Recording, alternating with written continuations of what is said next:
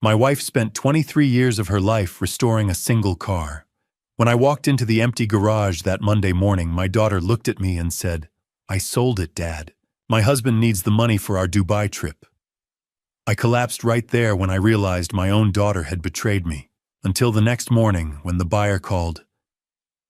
"Sir, you need to come to my shop immediately. Your wife left something secret hidden inside the car. Hello and welcome." If you're enjoying this, please like, subscribe, and comment where you're from. Note this story includes creative elements for entertainment and learning, but the message is real. Any resemblance to actual names or settings is coincidental. I stood frozen in the doorway, bare feet on cold concrete. The coffee mug in my hand had gone lukewarm. The garage door was rolled all the way up, and the space where Catherine's 1968 Dodge Charger should have been was just empty. It was Monday morning, 8 months after I'd buried my wife. 8 months of silence of coffee for one of walking past this closed garage door every day. But this morning, something pulled me to the kitchen window instinct from 28 years as a Sacramento firefighter. The kind that tells you when something's wrong. The garage door had been open, not cracked, fully open. Catherine would never have left it like that. In 38 years of marriage, my wife was meticulous about 3 things: her students' lesson plans, her car projects, and securing our home. She'd been a high school history teacher, but in this garage she'd been something else, an artist with grease under her fingernails and a socket wrench in her hand. I stepped fully inside. Morning light slanted through the open door, illuminating the oil stain where the Charger used to sit. Catherine used to joke it looked like Italy. The walls still held her tools perfectly organized on shadow boards she'd drawn in black marker. "So you'll know where everything goes when you help me," she'd said. Wrenches, sockets, the impact gun from 3 Christmases ago. The creeper she'd roll under the car on, emerging with grease on her cheek, and that smile that made me fall in love with her all over again. All still there. All except the car. The smell hit me hard. Motor oil and old leather. Orange-scented hand cleaner from the pump bottle by the sink. WD-40. It was Catherine's smell, and it squeezed my chest like a vice. I used the breathing technique from the Fire Academy, 4 counts in hold 4 out. It helped a little. On her workbench sat her restoration journal open like she'd just set it down. My hand trembled as I picked it up. The last entry was dated 2 months before she died. April 3rd. Adjusted the carburetor. She's running smoother. Can't wait to teach Scott how to drive a manual properly. The look on his face when we take her up to Tahoe this summer. It stopped mid-sentence. 2 weeks later, she collapsed in her classroom. 43 minutes from the aneurysm to the moment I held her hand in the ICU while the machines beeped their final rhythm. I'd watched the Charger's progression over 23 years from rusted hulk in 1995 to museum-quality beauty by 2018. By 5 blue paint like liquid sky, chrome that reflected your face back, that 440 Magnum rumbling like distant thunder when she fired it up. But I hadn't understood what it meant to her. Not until now, standing in this hollow space. "Why a Charger?" I'd asked once. "My dad had one," she'd said, not looking up. "B5 blue, just like this. Sunday morning rides, just us 2. He sold it to pay for my college." She'd wiped her hands on a red shop rag. I promised myself I'd have one again someday. Her father died before she could show him the finished restoration. I closed the journal carefully. The garage felt too small, too empty, too full of ghosts. Where was the car Catherine had been dead for 8 months? The Charger had sat here untouched, gathering dust under its cover. I'd come out here sometimes late at night, when I couldn't sleep, sitting in the driver's seat, breathing in old leather and trying to feel close to her. But I hadn't been out here in, how long? A week, 2 weeks. My daughter Lauren had a key. She'd been staying here off and on, trying to help her old man adjust. She'd been here yesterday. I'd seen her BMW when I got back from my morning walk with Frank Morrison, my fishing buddy, who'd been checking on me with concerning regularity. Lauren wouldn't have moved the car without telling me. Would she? I looked around one more time as if the charger might materialize. But there was nothing, just tools and memories and the ghost of orange cleaner. I walked back to the house journal clutched like a lifeline. The morning sun painted Sacramento sky in pale blue and gold. The neighborhood was waking a dog barking a car, starting sprinklers hissing across the street. Normal sounds. Normal Monday in Carmichael. Except my wife's car was gone. I made it back to the kitchen and set the journal on the counter next to my cold coffee. My hands were shaking, not from fear, but something deeper. The careful equilibrium I'd maintained since Catherine's death. The routines, the small comforts, the gradual adjustment to being alone had just been knocked sideways. I needed to call Lauren. I needed answers. For 8 months, I'd existed in limbo. Not quite grieving, not quite living. Going through motions, walking with Frank, having dinner with Lauren and her husband Ethan, sitting here every morning drinking coffee, pretending I had somewhere to be. But now something had changed. The garage was empty. The charger was gone. And in the back of my mind, in that place where a firefighter learns to recognize danger before it shows itself, a small alarm was beginning to sound. I didn't know what it meant yet, but I knew with the certainty of instinct and experience that I was about to find out. I turned back toward the kitchen with the journal in my hand, feeling a loss deeper than the day of her funeral.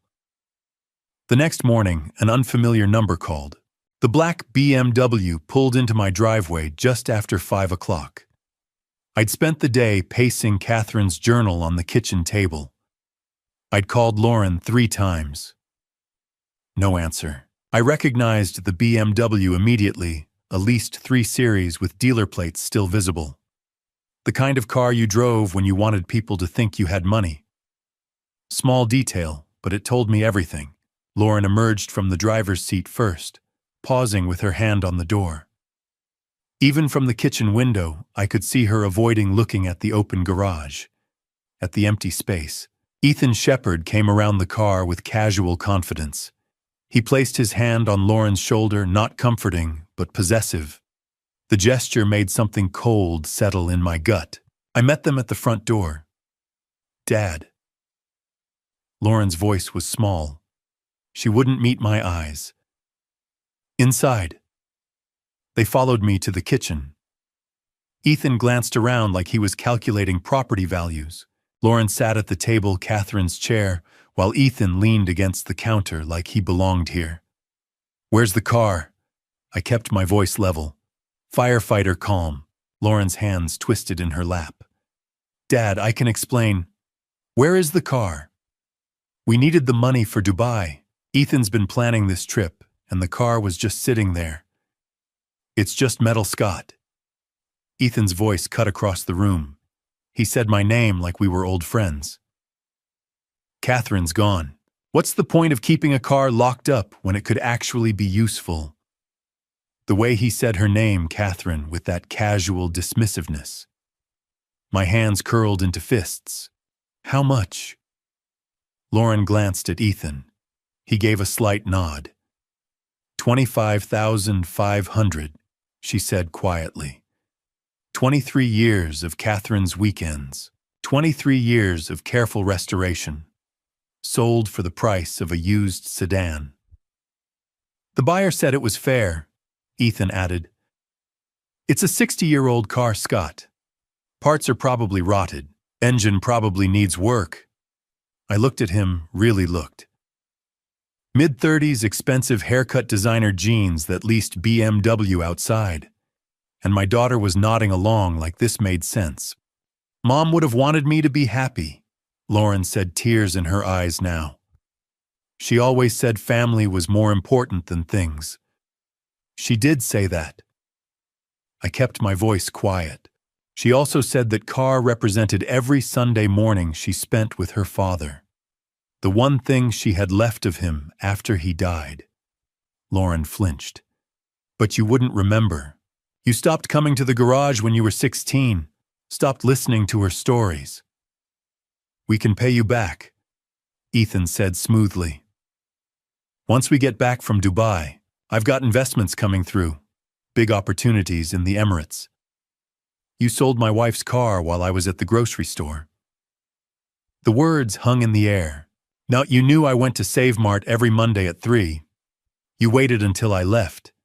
You took the keys from the hook by the door and you sold her car. Dad, please, who'd you sell it to? Silence. Who did you sell it to? Some collector, Ethan said with a shrug.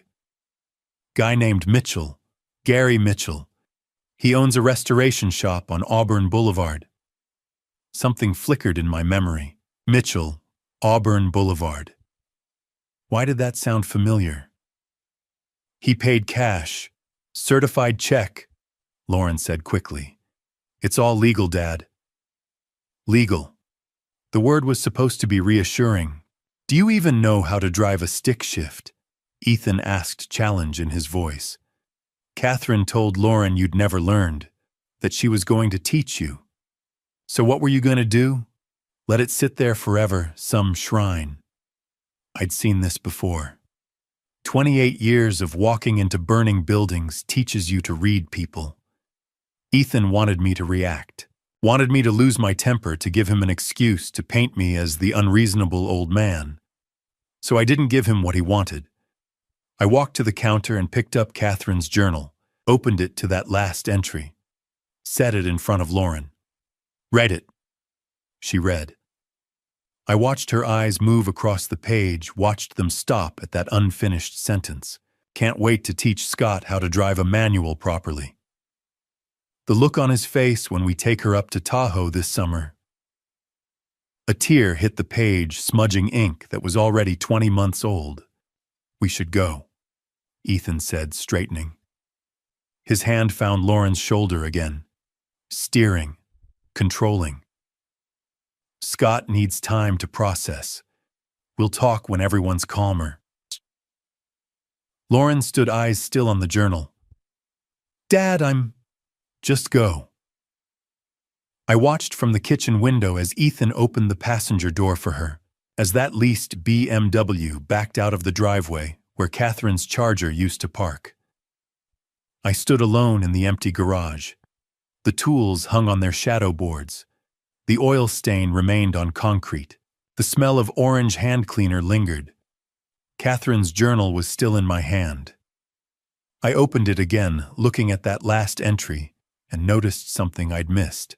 At the bottom of the page, in smaller letters. Note to self, call Gary Mitchell about B5 paint touch-up. He'll know the right formula. Gary Mitchell, Auburn Boulevard, the man who'd bought the car. I went back inside and sat at the kitchen table as evening shadows filled the house. Lauren's chair, Catherine's chair, sat empty across from me. The journal lay open between us like a bridge to someone who was gone. $25,500.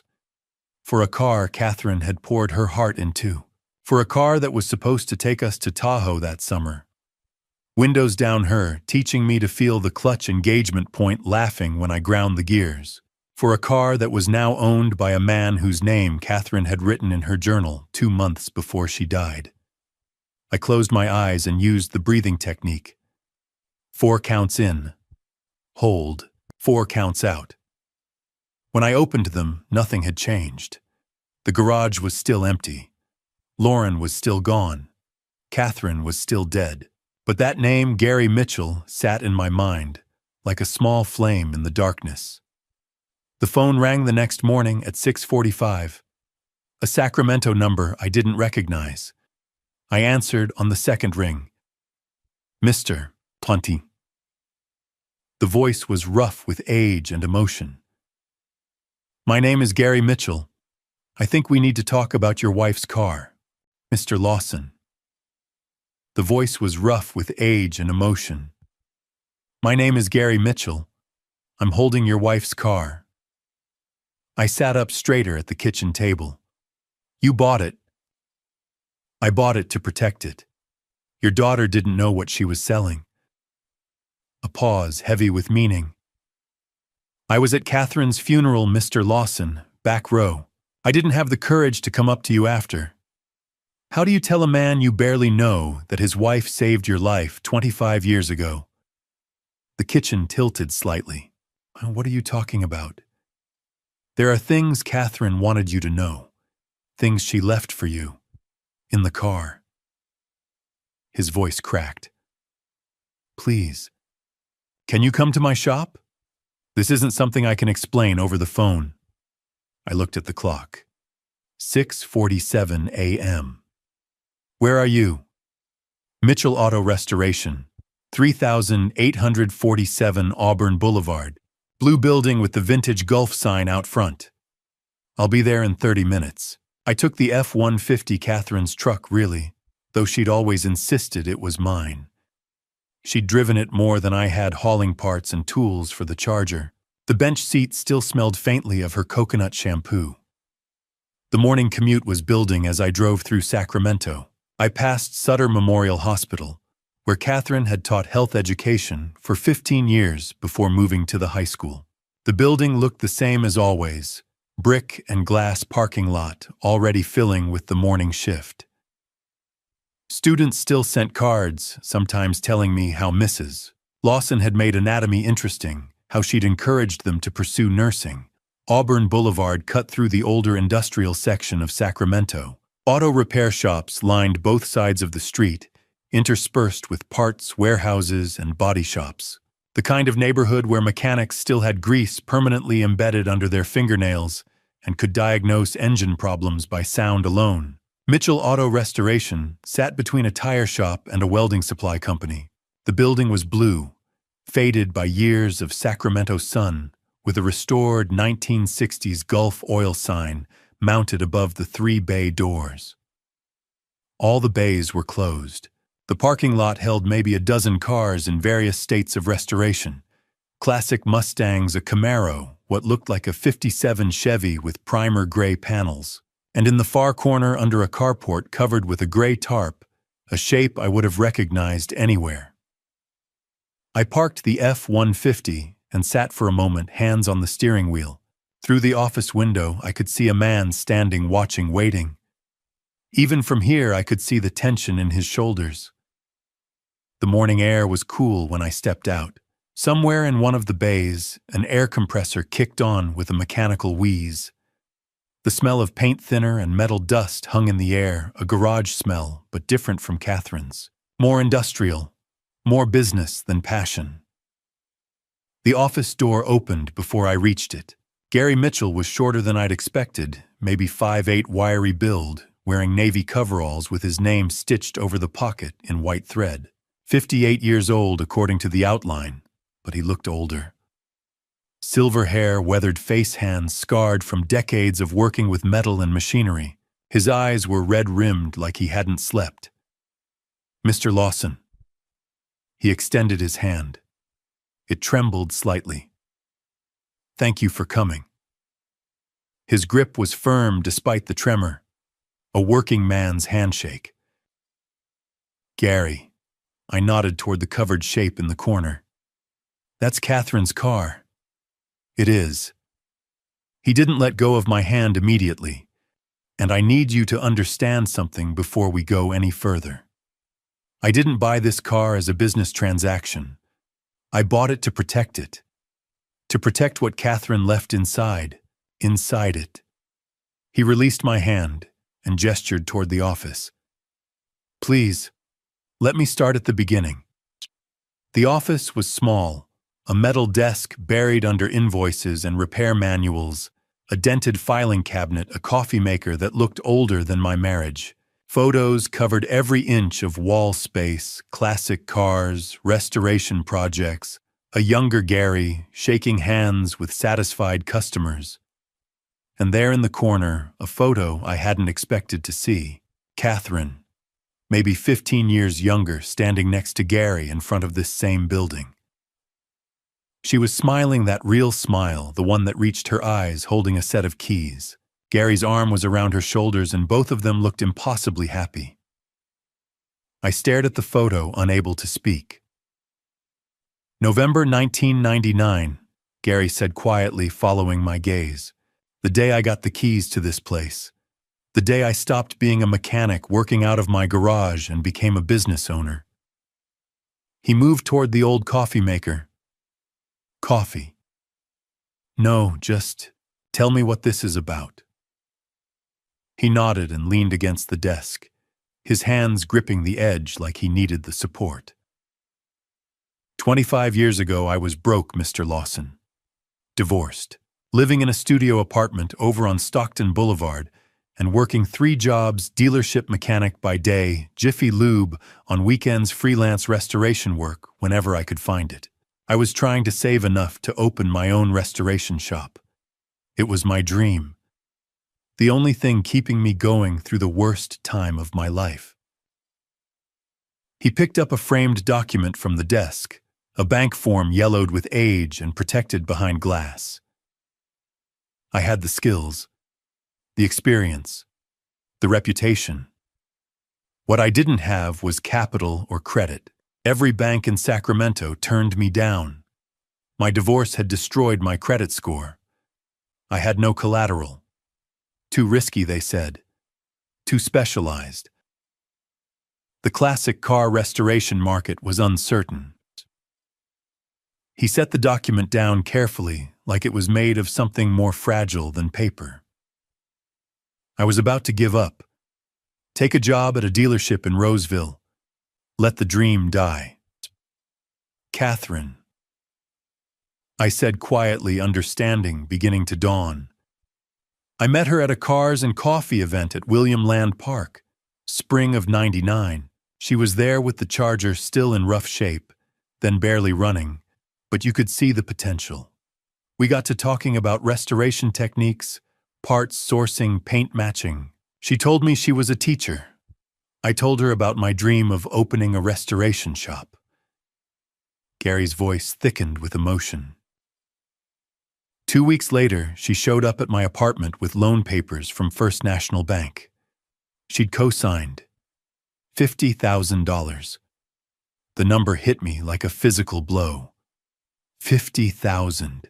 In 1999, that was nearly a year of Catherine's teaching salary. The bank manager told me later that Catherine had gone in 3 separate times. Gary continued, arguing my case, bringing references she'd collected from my previous customers, people I didn't even know she'd contacted.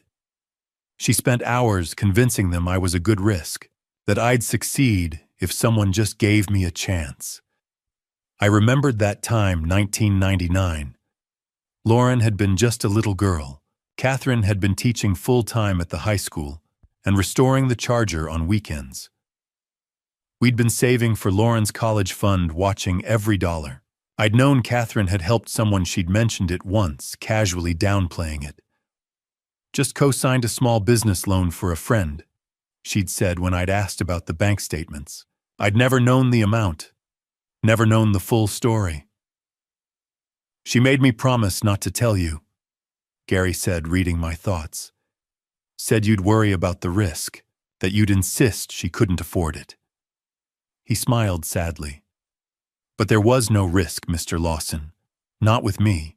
I paid back every penny of that loan within 7 years, ahead of schedule.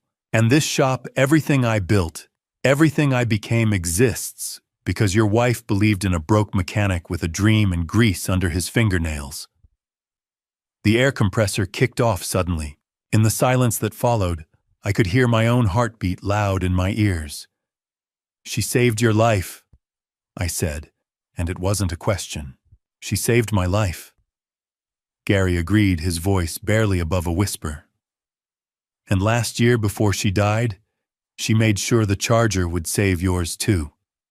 I stared at Gary, trying to process his words. The morning sun slanted through the office windows, illuminating dust motes in the air. What do you mean, save me? I managed. Gary straightened from the desk. When your daughter brought the car yesterday, I recognized it immediately. Catherine's Charger. I'd know that B5 Blue anywhere I mixed the paint formula for her final coat in 2017. His jaw tightened. Lauren told me she needed to sell it quickly, that you were struggling. That $25,500 was a fair price. The number hung between us. I didn't correct her, because Catherine had made me promise. 8 months ago, 1 week before she died, she came here and made me swear that if anyone tried to sell the Charger, I would buy it, no matter the price, and I would make sure you came here. My mouth went dry. What is it actually worth? Gary walked to the window. That car is museum quality, numbers matching 440 Magnum, original broadcast sheet, documented history back to 1968, 23 years of meticulous restoration. He turned to face me. Conservative estimate $306,000. The floor dropped out from under me. I grabbed the desk edge. $306,000. Lauren sold it for $25,500. $280,000 in difference. 23 years of Catherine's weekends. 23 years of her dreams. Sold for less than 10% of its value while I bought groceries. She didn't know, I heard myself say. Lauren didn't know. No, but someone else did. Gary's voice hardened. The man with her, your son-in-law. He knew. I could see it when I asked about the car's history. Nervous, rushed, wanted cash or certified check. Today. Had to be today. Jane. Come on, Gary said, moving to the door. Let me show you what Catherine left. We crossed the lot to the covered car.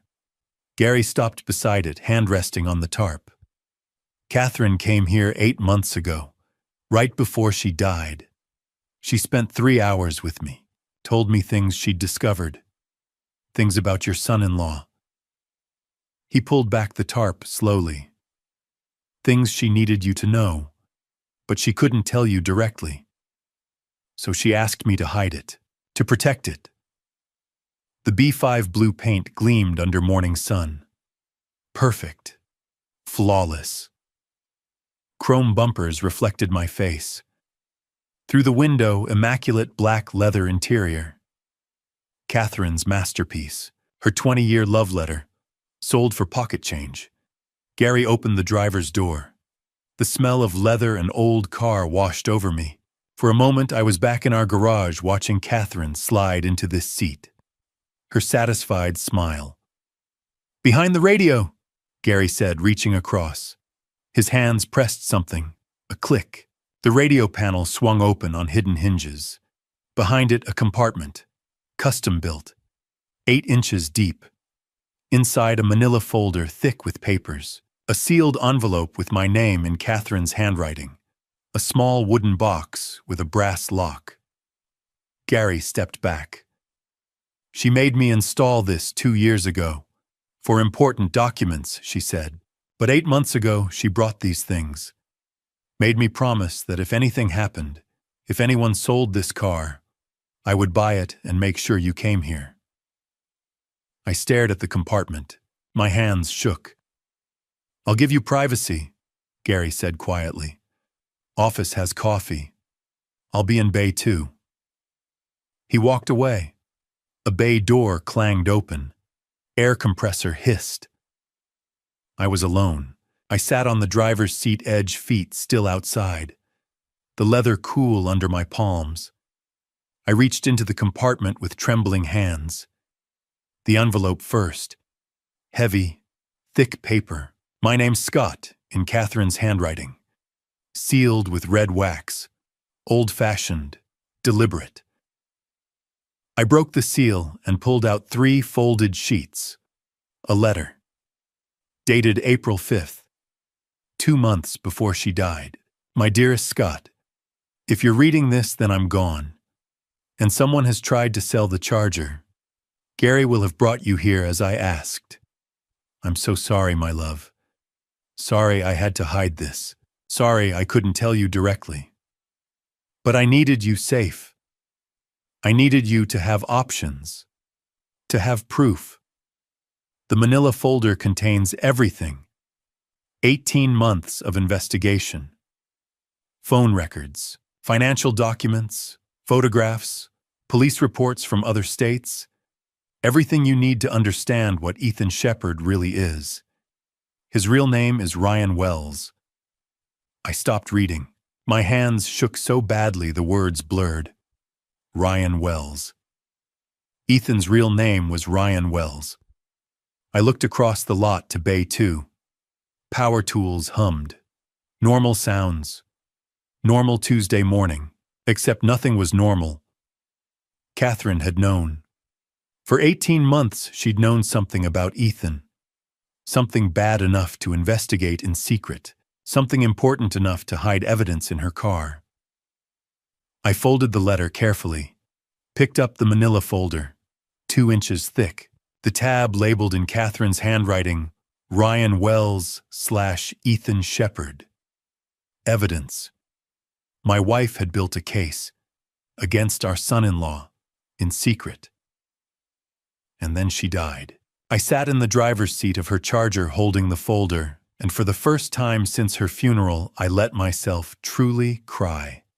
Not quiet tears, not controlled grief, but gut-wrenching sobs from somewhere deep and broken.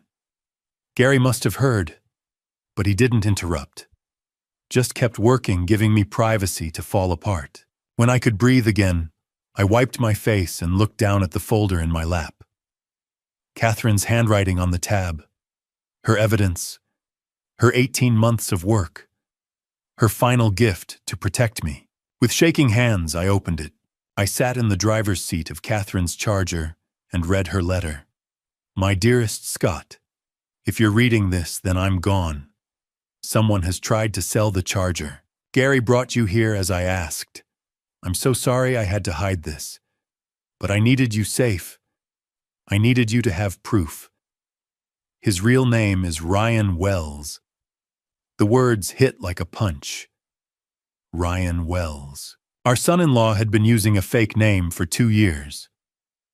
Ryan Wells is a professional predator, Scott. He targets elderly people through their adult children. His pattern: marry, quickly isolate the spouse, build a narrative of the parent's declining mental capacity, then file for conservatorship. Once he has legal control, he liquidates everything and disappears. I became suspicious 14 months ago. Lauren pulling away. Canceled dinners. Financial changes. Credit cards carrying balances. Classic isolation tactics. So I hired a private investigator, Vincent Clark, former Sacramento PD. He found Ryan's real identity in 3 weeks. Real name: Ryan Patrick Wells, born Reno, 1992. 4 known aliases: Ethan Shepard, Marcus Brennan, Nathan Cross, David Cole. Vincent traced his pattern across Arizona, Florida, Texas, California. At least 5 victims, all elderly, all with adult children he married, all lost significant assets. The worst case: Gerald Martinez in Tucson.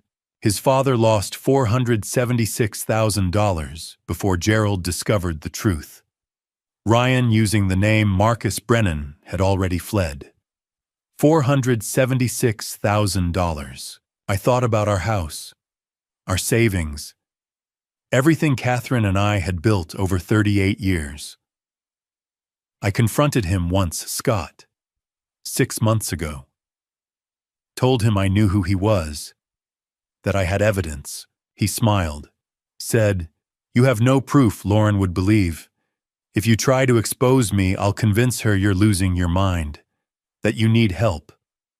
Then he showed me a notebook, Lauren's notebook, pages of observations about you. Dad forgot his keys. Dad seems confused, all coached, all fabricated, building a case that you're experiencing cognitive decline. That's when I understood. He wasn't just targeting our assets. He was building a conservatorship case, legal control over you, over everything, using our daughter to do it. The letter blurred. I wiped my eyes and kept reading. I couldn't tell you directly. If Ryan suspected you knew he'd file immediately while I was alive to testify to your decline, I needed more evidence. Proof even Lauren couldn't deny. Vincent found 2 more victims. Raymond Nelson in Jacksonville lost $332,000. Stanley Wright in Phoenix, Ryan fled before police could arrest him. I have it all in the folder, everything you need. But there's more. The wooden box contains a key. Safe Deposit Box 582 at Wells Fargo on J Street. Inside bonds and stock certificates I've been quietly purchasing for 3 years. Current value $581,000. $581,000. Catherine had hidden over $500,000 for 3 years, while Ryan had been worming into our family. I started buying them in 2021, our retirement nest egg, our Tahoe fund. But when I discovered Ryan's plan, I realized this money could be your safety net. Your way to fight back if he files for conservatorship. The bonds are in your name only. Ryan can't touch them. Vincent Clark's contact information is in the folder. He's agreed to help. There are also numbers for Gerald Martinez and Raymond Nelson. They've agreed to testify. I love you, Scott. I'm still protecting you even now. Don't let him win. Don't let him take what we built. And please help Lauren see the truth. She's a victim too. The Charger is yours now. Gary will make sure. Drive it to Tahoe for me.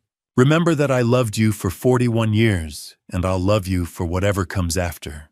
Forever yours, Catherine. I sat holding her letter, understanding what she'd done. For 18 months, while teaching full-time, while restoring this car, she'd been conducting a secret investigation. Hired a PI, tracked victims across 4 states, hidden over $500,000, installed a secret compartment, arranged for Gary to protect it all while dying inside knowing our daughter was being manipulated, that I was being set up, that everything we'd built was in danger. And she'd done it alone. I set the letter aside and opened the manila folder with shaking hands. The tab Ryan Wells/Ethan Shepard, Evidence, inside organized with teacher's precision. Tabs Identity, Victims, Financial, Conservatorship, Contacts. The first section photographs. Dozens. Ryan Wells, our Ethan, standing beside a woman in a wedding dress. Not Lauren. Dated 2019. On the back, Rebecca Wright. Phoenix, Arizona. Married June 15, 2019. Divorced March 2, 2020. A driver's license. Nevada DMV. Ryan Patrick Wells. Born April 12, 1992. The face unmistakably our son-in-law. More photos. Ryan at different weddings, different names, different women, all mid-30s, professional, successful. Like Lauren. The victims section bank statements, showing Gerald Martinez's father losing $476,000 over 18 months. Raymond Nelson's mother's conservatorship filings. Stanley Wright's police report. 3 families destroyed. 3 victims devastated. 3 cases where Ryan vanished before prosecution. The conservatorship section blank petition forms. Catherine's notes outlining the process. A timeline comparing Ryan's previous cases to his relationship with Lauren Pattern month 1 to 6, courtship and marriage month 7 to 12. Isolation begins month 13 to 18, financial manipulation month 19 to 24. Conservatorship filing month 25 plus asset liquidation below in red ink. Lauren married June 2022. Currently month 32. Past normal timeline. Why the delay I understood. Catherine's death had changed his timeline. He couldn't file while she was alive. She would have fought, exposed him. He'd had to wait. And now, 8 months later, he was making his move. Sell the charger. Take Lauren to Dubai.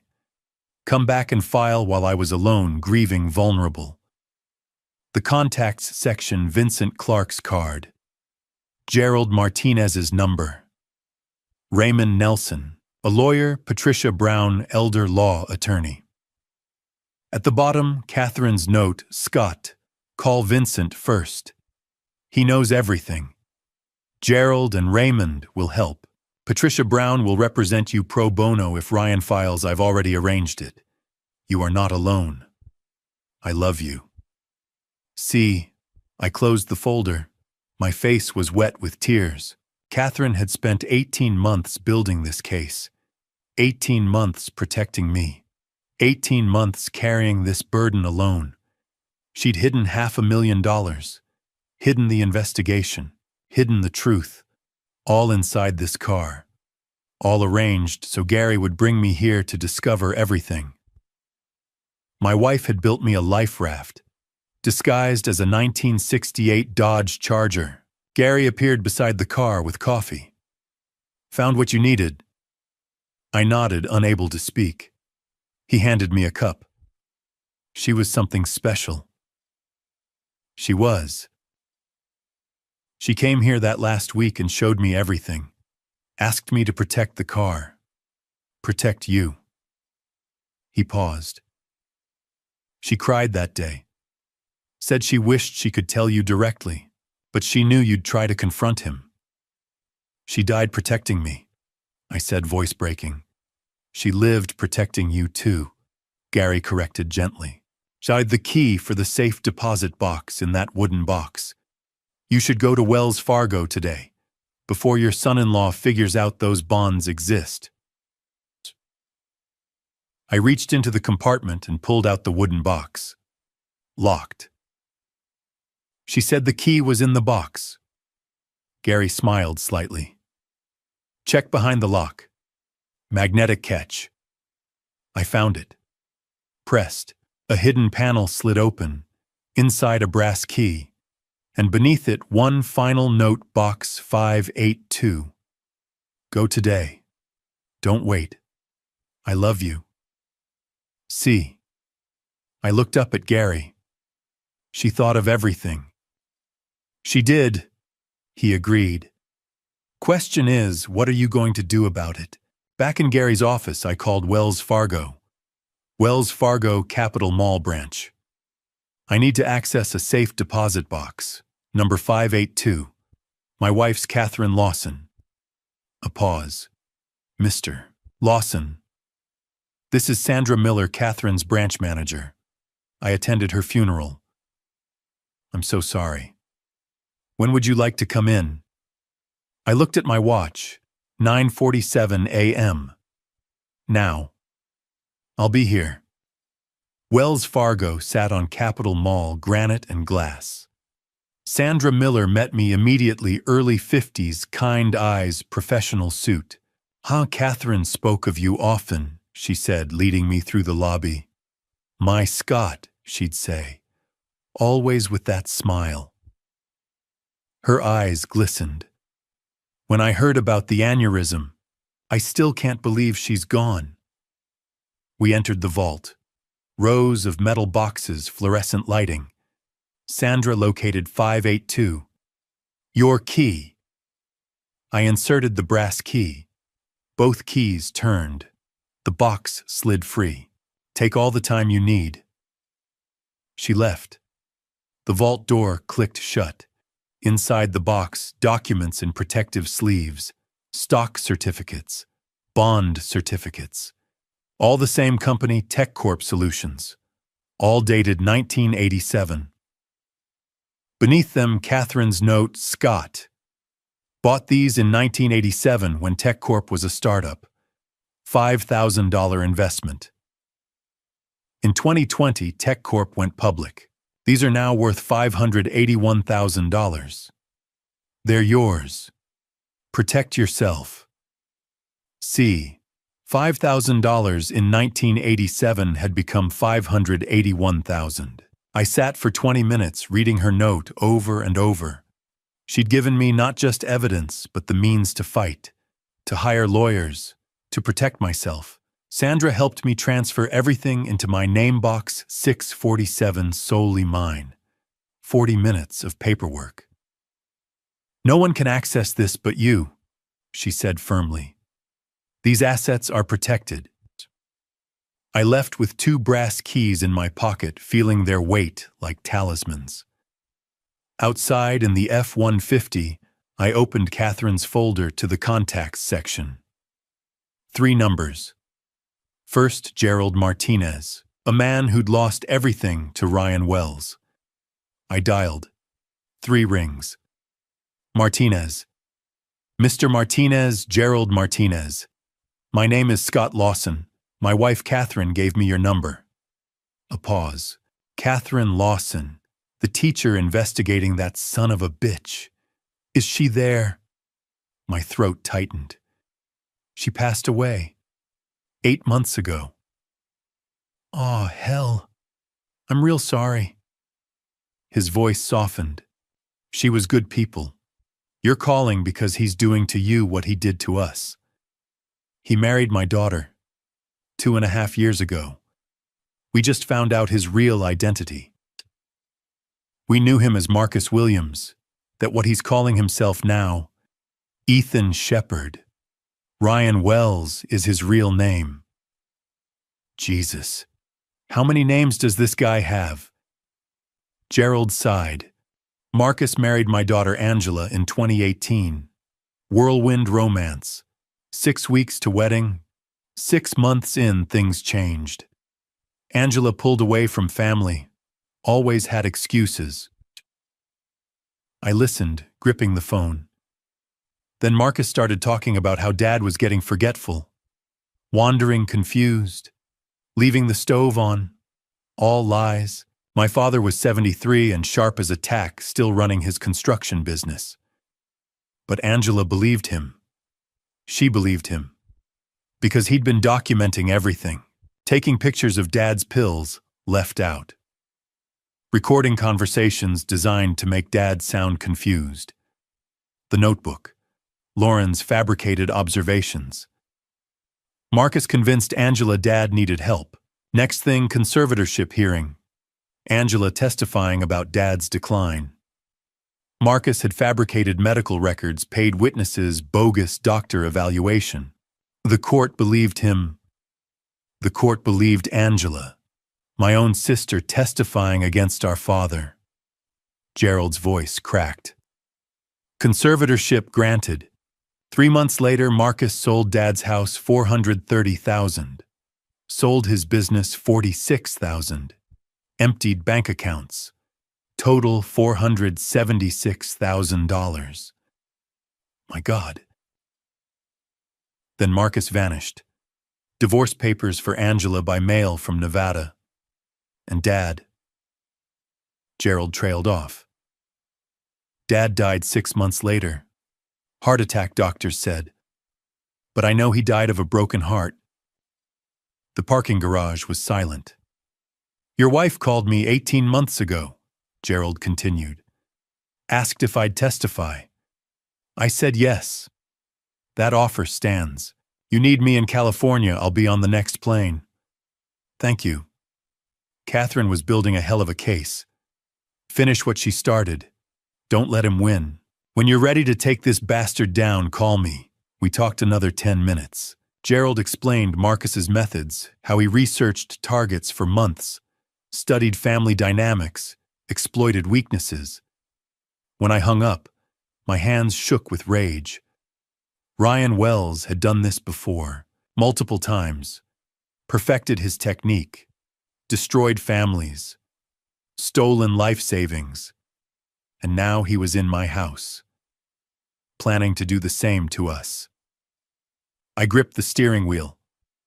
4 counts in. Hold. 4 counts out. Then I picked up the phone and dialed the second number. Raymond Nelson. The phone rang twice before a defensive voice answered. Who is this? Mr. Nelson Raymond Nelson. My name is Scott Lawson. Catherine Lawson gave me your number. A long pause. Catherine, the teacher from Sacramento. His voice softened slightly. Is she with you? She passed away 8 months ago. Damn. Raymond exhaled slowly. She was helping us, trying to track that bastard down. I'm sorry for your loss. Thank you. I'm calling because he's targeting my family now. He married my daughter. What name's he using? Ethan Shepard. His real name is Ryan Wells. We knew him as Nathan Cross. Raymond's voice turned bitter. Married my daughter Sophie in 2020, right in the middle of COVID. We couldn't even attend the wedding lockdowns, you know? Said they'd have a big celebration later. Never happened. I put the phone on speaker and pulled out a notepad writing as Raymond talked. Nathan seemed great at first. Software consultant, he said. Working remotely, good income, treated Sophie well. But 6 months in, things shifted. Sophie stopped calling, stopped visiting. Always too busy, always had excuses. The pattern again. Isolation. Then Nathan started mentioning my mother. She was living with us, 81 some memory issues, but nothing serious. Nathan would say things to Sophie. Your mom forgot her medication again. She left the water running. She tried to leave the house at 3 a.m. All lies. My mother was fine. But Sophie believed him. Sophie believed her husband. And Nathan was documenting everything. Had a whole file of incidents he'd supposedly witnessed. Photos of mom's pills scattered on the floor. Voice recordings of her confused conversations, which I later found out he'd edited to make her sound worse. My stomach churned. Nathan convinced Sophie that mom needed professional care. Memory care facility. Cost $18,000 a month. To pay for it, he said we should sell the family business, an auto repair shop my father built 40 years ago. Mom owned it. Sophie had power of attorney. She sold it. $332,000. The buyer was a shell company. Turned out later it was Nathan's. He basically sold the shop to himself, then flipped it 6 months later for $400,000. Pocketed the difference. Where was your mother during this memory care facility Nathan chose? Turns out he was paying the administrator under the table to keep mom sedated, to report that she was declining rapidly, to discourage family visits for her mental health. Shakitsida. By the time I figured out what was happening, Nathan had cleaned out mom's accounts and vanished. Vanished where? Costa Rica. We tracked him that far. He bought property there under another name. Filed for divorce from Sophie by mail. She was devastated. Lost her husband, lost the family business, lost her grandmother's trust. Mom died 8 months later. Never forgave Sophie for what happened. Raymond's voice cracked. And Sophie, my daughter, she tried to kill herself last year. Overdose. We got her to the hospital in time, but I closed my eyes. I'm so sorry. Don't be sorry. Be smart. Catherine understood what these predators do. She called me 16 months ago, said she was investigating Ryan Wells, that he was targeting her family. Asked if I'd testify about our experience. I said yes immediately. That offer still stands. Absolutely. You need me in court. You need me to explain this bastard's pattern. I'll be there. And Mr. Lawson, stop him before your daughter signs anything. Conservatorship papers, power of attorney, anything. Once he has legal control, it's almost impossible to undo. We talked another few minutes. Raymond gave me his lawyer's contact information, offered to share police reports from their case. When I hung up, I sat in the F-150 doing math. Our house, $544,000. Catherine's bonds, $581,000. Total $1,125,000. More than enough to make Ryan Wells's effort worthwhile. More than he'd stolen from Gerald or Raymond. And he'd almost succeeded. If Catherine hadn't investigated. If she hadn't hidden the evidence. If Gary hadn't bought the charger. I looked at the time. 2:15 p.m. The last number on Catherine's contact list. Vincent Clark, private investigator. I dialed. Clark Security and Investigations. Vincent Clark. My name is Scott Lawson, Catherine Lawson's husband. Scott. His voice shifted, immediately professional but warm. I've been waiting for your call. Catherine told me if anything happened to her, you'd eventually find the evidence and contact me. I'm sorry about her passing. She was one of the best clients I ever had. Thorough, determined, believed in justice. She left me everything. The folder, the bonds, the contacts. Good. That means the plan worked. Gary Mitchell bought the car. Yesterday, for $25,000. My daughter sold it while I was at the grocery store. Jesus. Okay, we need to meet. Today, if possible. Where are you? Downtown. Just left Wells Fargo. Weatherstone Coffee on J Street. You know it. I can find it. Give me 30 minutes. I'll bring everything I've collected since Catherine died. This is about to get complicated, Scott. But we're going to stop this son of a bitch. Weatherstone Coffee was a small place tucked between office buildings, exposed brick, mismatched furniture, the smell of espresso and pastries. Vincent Clark sat in the back corner, a leather messenger bag on the chair beside him. He stood when I approached. Mid-50s, built like someone who stayed in shape, salt and pepper hair, sharp eyes that assessed everything. Former cop, you could tell. Scott. He shook my hand firmly. Vincent Clark. I'm sorry we're meeting under these circumstances. We sat. Vincent ordered us both coffee from a passing server, then pulled out his messenger bag and set it on the table. Before we start, you need to understand something. Catherine hired me 18 months ago. She paid me through the end of this year, insisted on it. Said she wanted to make sure you'd be covered if anything happened to her. So I'm still on the case. Still your investigator. And I've been busy. He pulled out a laptop and a thick folder thicker than Catherine's. This is everything Catherine found, plus what I've discovered in the 8 months since she died. He opened the laptop, angled it so I could see. Ryan Wells has been active, very active.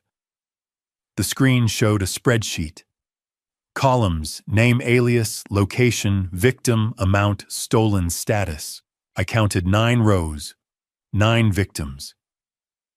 Catherine knew about 5, Vincent said. I've found 4 more since then. Total documented theft across 7 years, approximately $2,100,000. $2 million. He's gotten more sophisticated, moved from simple asset liquidation to complex conservatorship fraud. Your case, if he succeeds, would be his biggest yet. $1.1 million in assets, plus he'd have legal control. He could drag it out for years, bleeding the estate slowly. Vincent tapped the keyboard. Photos appeared. Ryan Wells, our Ethan, at different times, different places, different identities. Each photo showed him with a different woman. Each woman looked successful, professional, mid-30s. Like Lauren. He has a type, Vincent said. Educated women with aging parents. Women who are financially stable but emotionally vulnerable, maybe recently out of bad relationships, maybe struggling with family issues. He researches them extensively before making contact, studies their social media, their routines, their weaknesses. How does he find them? Support groups mostly. Online forums for adult children caring for aging parents, dating apps targeted at professionals, church groups, volunteer organizations, anywhere he can meet women who fit his profile. Vincent pulled out another document. Catherine and I traced his pattern. He spends 3 to 6 months researching potential targets. Then he engineers a chance meeting. Coffee shop, grocery store, dog park, somewhere that feels organic. Lauren met him at a farmer's market, I said quietly. Of course she did. He probably watched her for weeks, learned her routine, positioned himself. Vincent's expression hardened. These predators are patient, methodical, and they're very, very good at reading people. He spread more documents on the table.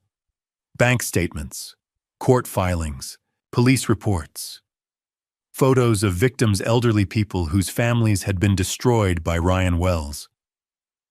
This is what Catherine collected, Vincent said. And this is what we're going to use to stop him. Vincent opened a folder on his laptop. Let me show you what I've found in the last 3 weeks. He pulled up a spreadsheet, financial records highlighted in yellow and red. Credit cards in Lauren's name, 3 of them. Total balance $54,000. I stared at the screen. $54,000. Charges going back 18 months. Restaurants, hotels, flights. A ring from Tiffany's, $12,000. Dubai trip deposits $8,000. Lauren's salary is $58,000 a year. She can't afford this debt. But Ryan charges freely because they're married. Community property. And I'm willing to bet Lauren doesn't know the full extent. He clicked to another screen. Phone records. 3 weeks ago, Ryan called an elder law attorney in Roseville. Douglas and Associates. They specialize in conservatorships. Vincent highlighted a call. 47 minutes. Then another call 2 days later. 32 minutes. He's not just researching, he's preparing to file. My chest tightened. Based on his previous cases, here's his playbook. Trucal, Vincent leaned back. First, he takes Lauren to Dubai. 2 weeks away. It accomplishes 3 things. Creates distance from you. Establishes an alibi timeline and builds Lauren's emotional investment with a dream vacation. When they return, that's when phase 2 starts. He'll begin expressing concern about your behavior, casual at first. Your dad seems a little confused lately, doesn't he? Or has he always forgotten things like this? He'll plant seeds of worry in Lauren's mind, slowly building her anxiety over weeks. Vincent pulled up another document, court filings from Raymond Nelson's case. Then comes the filing. He'll present Lauren's notebook as evidence, all those fabricated observations she's been coached to write. He'll have Lauren testify, believing she's helping you. The court hearing happens within 15 days of filing. If granted, he has full legal control. He can sell your house, liquidate assets, everything. And because your own daughter testified, you need help. The court almost always grants it. The coffee shop felt too warm. Once he has conservatorship, we can't stop him. Nearly impossible to reverse, Vincent confirmed. Which is why we stop him before he files. But here's our advantage: he doesn't know about the bonds. Catherine kept them completely separate, and he doesn't know you found all this evidence. So what's our move? Vincent closed the laptop. We wait, we watch. We let him make the next move, but we're ready for it. He pulled out a business card. Karen Bradley, Sacramento PD Financial Crimes, former partner of mine. She's aware of the case. If Ryan files for conservatorship or attempts fraud, she moves fast. He handed me the card. But Scott, there's a problem. The biggest problem is Lauren. If you tell her what you've discovered, Ryan will spin it. He'll say you're paranoid, experiencing cognitive issues, that Catherine's death affected your judgment. He'll use your accusations as evidence you need help, and Lauren will be torn between you and her husband. That confusion helps Ryan. I knew he was right. Catherine had known it too. Lauren needs to discover the truth herself, Vincent continued. She needs to see Ryan's lies with her own eyes. proof she can't deny. I'm working on a plan to create that opportunity, a controlled situation where Ryan reveals himself. But it'll take a few days to set up. In the meantime, you act normal. Go home. Pretend you don't know anything. Can you do that? 28 years fighting fires, the training, the discipline, staying calm in crisis. I can do that. Good. Because if Ryan suspects, you know he'll file immediately. We'll lose our advantage. Vincent packed his documents. One more thing. Gary said Catherine came to him a week before she died. Asked him to install the hidden compartment. Did she say anything else? Just that she needed to protect me. That if anything happened, Gary should buy the car and bring me to him. She knew, Vincent said quietly. She knew her time was limited. Maybe the aneurysm gave her warning signs. Maybe she just had a feeling. But she spent her last week making sure you'd be protected. Catherine did the hard work, Scott. She built the case, gathered the evidence, set up the safeguards. Now we finish what she started. We stop this bastard before he hurts anyone else. I left Weatherstone Coffee at 4:30 p.m. The sun was still high, Sacramento's endless summer heat making the sidewalk shimmer. 13 hours since I'd woken up. Discovered the empty garage, confronted Lauren and Ethan, met Gary, found Catherine's letter, opened the safe deposit box, called Gerald Martinez, called Raymond Nelson, met Vincent Clark. 13 hours that had ripped my entire life apart and rebuilt it as something unrecognizable. I sat in the F-150 for a long moment before starting the engine. My hands trembled on the steering wheel, not from fear, but from exhaustion and adrenaline mixing together. The same feeling I'd get after a 12-hour shift fighting a wildfire, that bone-deep weariness combined with hyper-alertness. Firefighter training taught you to function in that state, to stay sharp when your body wanted to collapse, to make good decisions when you were running on fumes. I needed that training now. The drive home would take 20 minutes. 20 minutes to prepare myself, to put on the mask of normalcy, to become the grieving widower who didn't know his son-in-law was a predator, who didn't know about the $54,000 in secret debt, who didn't know about the conservatorship plan waiting in the wings. I pulled out of the parking garage and merged onto J Street heading toward the freeway. The city passed by in a blur, office buildings, restaurants, the state capitol dome gleaming gold in the afternoon sun. Normal Tuesday afternoon in Sacramento. People going about their lives unaware that mine had just become a battlefield. Catherine's words from her letter echoed in my mind. Don't let him win. Don't let him take what we built. I wouldn't. But I also wouldn't sacrifice Lauren in the process. She was a victim too manipulated, isolated, used as a weapon against her own father. Whatever plan Vincent was developing, it had to save her as well as stop Ryan. The F-150's engine hummed steadily as I took the exit toward Carmichael, past Sutter Memorial where Catherine had taught, past the Save Mart where I'd been buying groceries when Lauren sold the Charger, past the familiar streets of the neighborhood Catherine and I had lived in for 30 years. I turned onto Winding Way and saw my house at the end of the block, the house worth $544,000. The house Ryan Wells planned to steal through legal manipulation and my daughter's unwitting testimony. But he didn't know what I knew now, didn't know about the bonds, the evidence, the network of victims willing to testify, the private investigator still on the case, the cop waiting to move. Ryan Wells thought he was hunting a grieving, vulnerable old man. He had no idea he was walking into a trap that had been 18 months in the making. I pulled into the driveway and turned off the engine. Sat there for a moment, looking at the house where Catherine and I had raised Lauren, where we'd celebrated birthdays and holidays, where we'd built a life together over 41 years of marriage. This was worth fighting for. Lauren was worth fighting for. I got out of the truck, squared my shoulders, and walked toward the front door. The battle was coming, but I was ready. Catherine had made sure of that. Saturday morning. 4 days since the charger disappeared. The notebook sat on the kitchen counter where Lauren had left it. Small, spiral-bound burgundy cover, open to a page with a header in her handwriting, Dad. Health observations. I sat down at 6 a.m. with my coffee and pulled it closer. 23 entries, dated over 4 months. Each one a brief observation. March 15th, Dad forgot where he parked at Save Mart. Took 10 minutes to find truck. March 22nd, Dad left stove burner on after making coffee.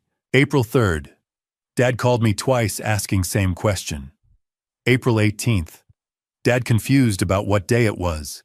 I read all 23. Firefighter training kicking in, assess before reacting.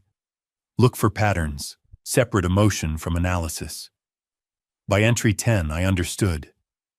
These weren't observations. They were fabrications, or truths twisted into lies. March 15th. Save Mart lot was full. I'd parked an overflow different location, not forgotten location. March 22nd, I'd cooked eggs at 7 a.m. Lauren came at 9:30. The burner was off but warm. Ethan said I must have just turned it off, but I'd used the electric kettle for coffee. Always did. April 3rd, I called once. Ethan answered a second call, asked the same question, then told Lauren I'd called twice. Every entry had a rational explanation. But written like this, they painted cognitive decline. This was Ryan Wells's evidence. Lauren's observations coached and manipulated in her own handwriting. Footsteps on the porch. Key in the lock. Dad, I forgot my notebook. Lauren stopped in the doorway. Saw me with it. Sit down, Lauren. I can explain. Sit. She sat in Catherine's chair, hands twisting. I turned the notebook toward her. March 15th. Tell me exactly what happened. You couldn't find your truck. We walked around looking. The lot was full. I parked in overflow, far side, not my usual spot. That's not forgetting. That's parking somewhere different. Her eyes widened. March 22nd. I'd cooked eggs at 7. You came at 9:30. Burner was off but warm. Ethan made it sound like I'd left it on, but I used the kettle for coffee. April 3rd. I called once. Ethan answered a second call and fed you the same question, then claimed I'd called twice. I closed the notebook. Every entry can be explained, but this isn't about observation. It's about building a case. Building a case for what? I pulled out a folded document conservatorship petition form with notes in Ethan's handwriting. Vincent had found it uploaded from Lauren's IP address. For this, Lauren read the header. Petition for appointment of conservator. Her face went white. What is this? Your husband plans to file Monday.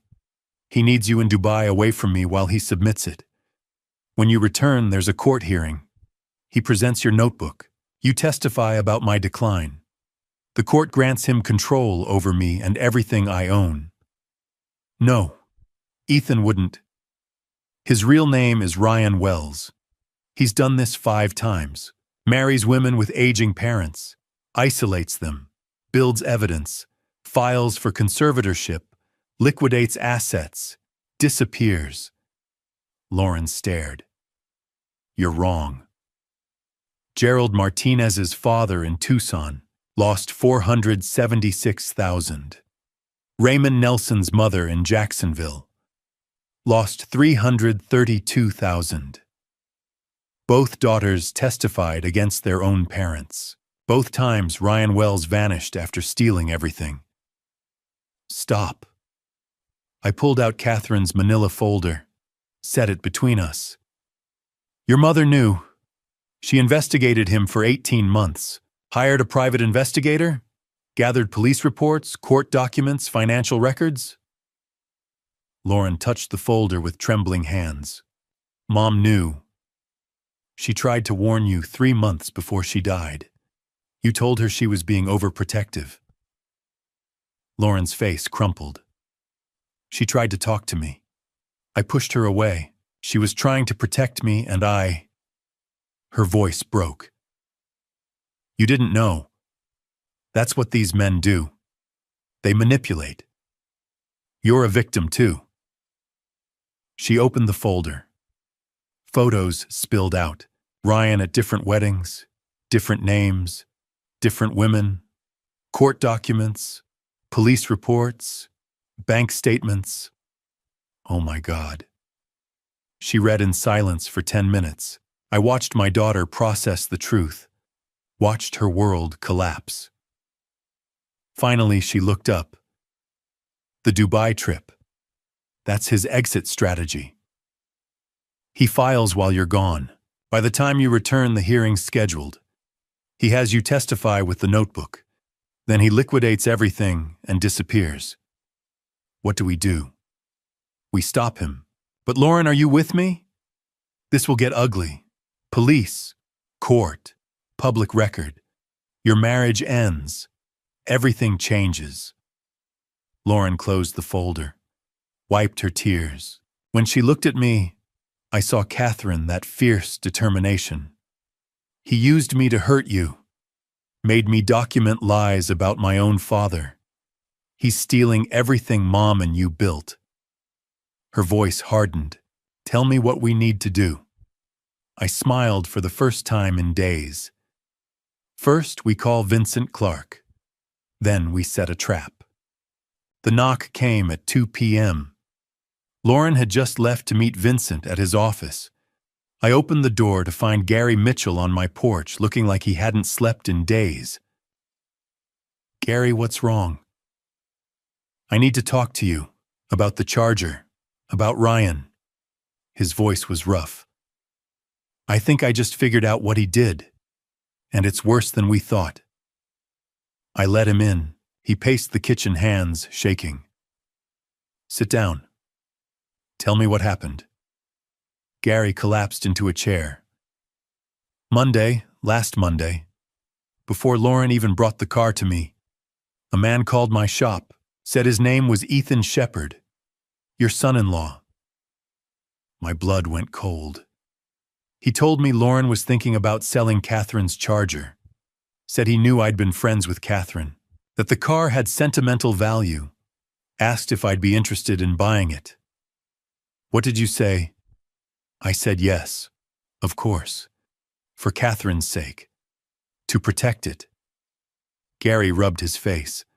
Then he said he had a collector client willing to pay top dollar, maybe $250,000. But the sale needed to be discreet. Family dynamics, he said. My stomach dropped. He said if I bought the car from Lauren at a reasonable price, he suggested $25,000, he'd facilitate the sale to his collector. We'd split the profit. I'd make good money, the family would be happy, everyone wins. Gary's voice cracked. He knew exactly what to say. Mentioned Catherine. Said you were struggling with grief. Made it sound like I'd be helping everyone. When did Lauren bring the car? Tuesday afternoon. She had no idea about any of this. She quoted $25,500, exactly what Ryan had suggested. I paid her with a certified check right there.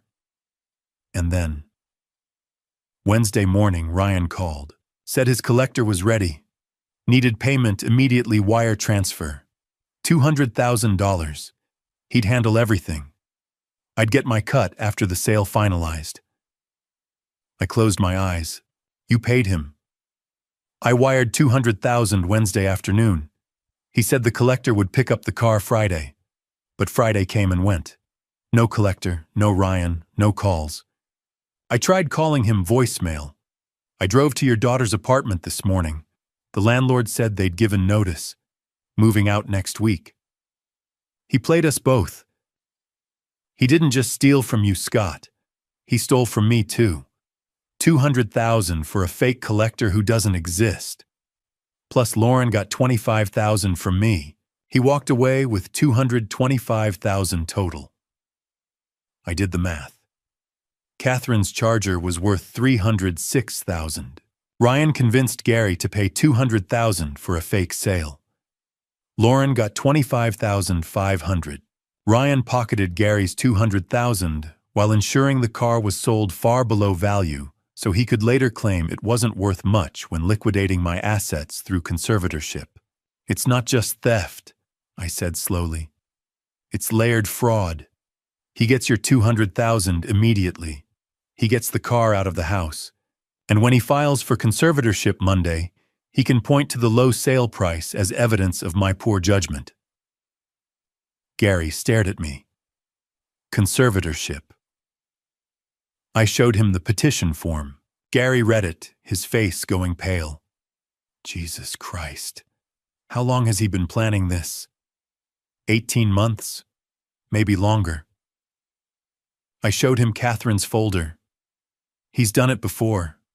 Multiple times. You're victim number 6, and I was supposed to be number 7. Was. Lauren knows now. She's with Vincent Clark, Catherine's private investigator. We're building a case. But Gary, I need to ask, are you willing to testify? To go on record about what Ryan did? Testify. Gary laughed bitterly. Scott, I'll do more than testify.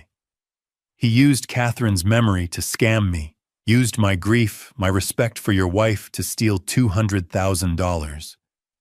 You're damn right I'll testify. My phone buzzed. Text from Vincent. I looked at the screen and my blood ran cold. What is it? Gary asked. I turned the phone so he could see urgent. Ryan just booked tickets. Dubai flight, Monday 6 a.m., Sacramento International. Not Friday like he told Lauren. He's running. Monday morning. 2 days from now. We had 60 hours. 60 hours before Ryan Wells boarded a plane to Dubai with $200,000 of Gary's money and whatever else he could drain from Lauren's accounts. My kitchen table became our war room. Vincent Clark arrived first, spreading documents across the surface. Then Gary, still pale from filing the police report.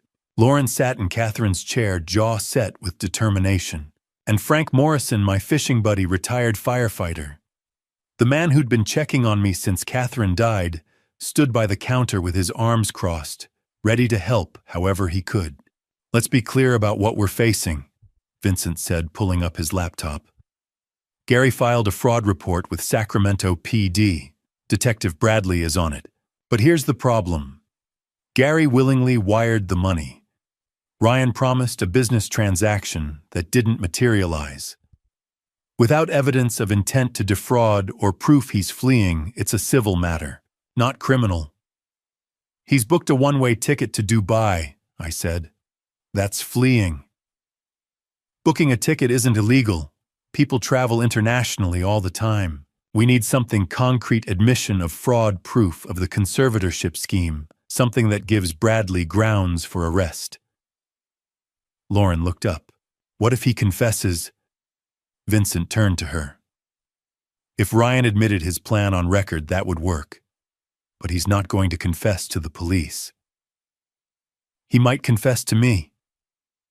The room went silent. Lauren, I started. He thinks I don't know anything. He thinks I'm still his naive wife who believes Dad's declining. Her voice was steady. What if I go home tonight? Tell him I'm worried about the Dubai trip. That I've been thinking about Dad. That maybe Ethan was right about the conservatorship. Vincent leaned forward. You want to wear a wire? I want to record him admitting what he's planning. Give you evidence Bradley can use. That's dangerous, Gary said. If he suspects, he won't suspect. I'm his victim, his tool. He spent 2 years molding me into exactly what he needs. Lauren's hands clenched. Let me use that. Let me get you what you need to stop him. I looked at my daughter, 33 years old, realizing her husband was a predator, volunteering to walk back into the lion's den. Catherine's daughter. Brave and fierce. "Why, Vincent," I said quietly. "Can this work legally?" California is a two-party consent state for recordings. But there's an exception. If one party reasonably believes a crime is being planned or committed, single-party consent recording is admissible.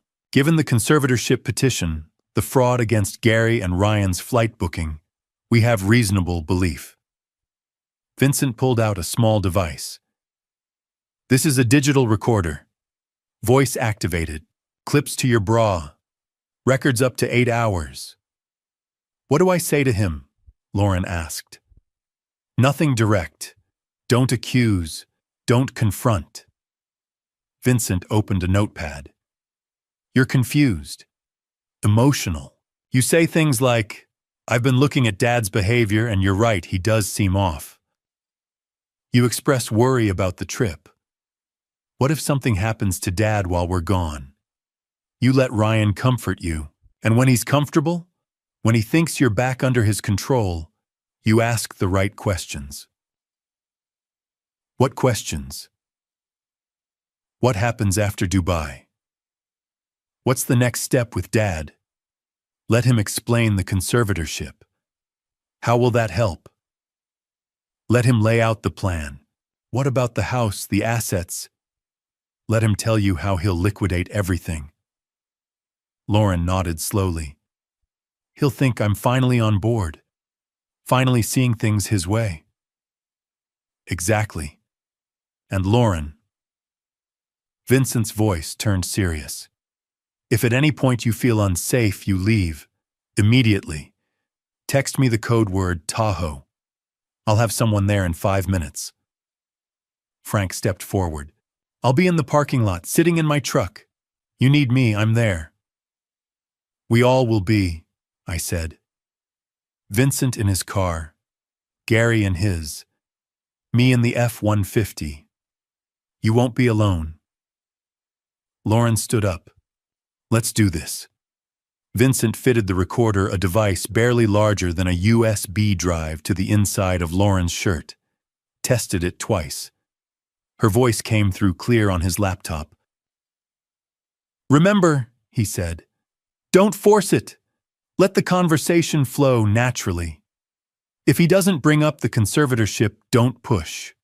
We'll find another way." "He'll bring it up," Lauren said.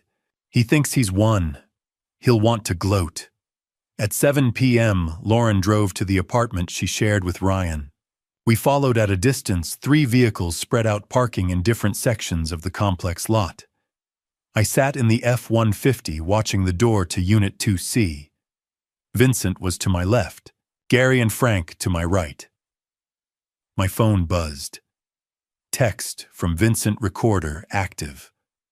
Audio coming through. Wait for my signal. The apartment lights were on. Through the window, shadows moving. 45 minutes passed. My phone buzzed. "Vincent, she's got him talking. Stand by. Another 30 minutes. The waiting was torture." At 9:15, my phone rang. Vincent. "She got it," he said. "All of it. Conservatorship plan. Asset liquidation timeline." He even admitted to the Gary scam, bragged about how easy it was to manipulate some old mechanic. Lauren played it perfectly. "She's leaving now." "Is she okay?" "Shaken but solid. She'll be at your place in 20 minutes.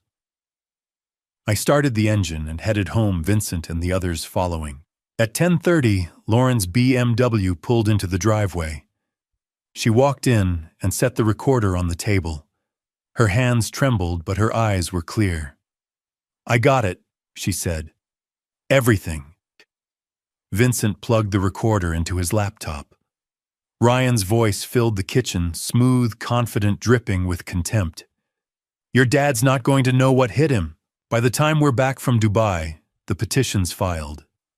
You testify which you will because you love your father and you think you're helping him. Court grants conservatorship. I sell the house, liquidate the bonds he doesn't think I know about. And we're looking at over $1 million. Split it offshore, divorce you from Dubai, and I'm gone before anyone figures out what happened.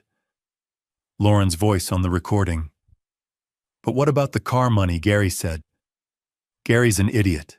I told him there was a collector. He paid me $200,000 for nothing. Added bonus, now your dad looks incompetent for letting you sell the car so cheap. The recording continued.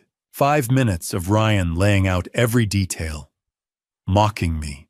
Mocking Gary. Praising Lauren for being exactly as stupid as I needed her to be. When it ended, the kitchen was silent. Vincent pulled out his phone. I'm calling Bradley now. He dialed, put it on speaker. Detective Karen Bradley answered on the second ring. Vincent, it's late. This better be good.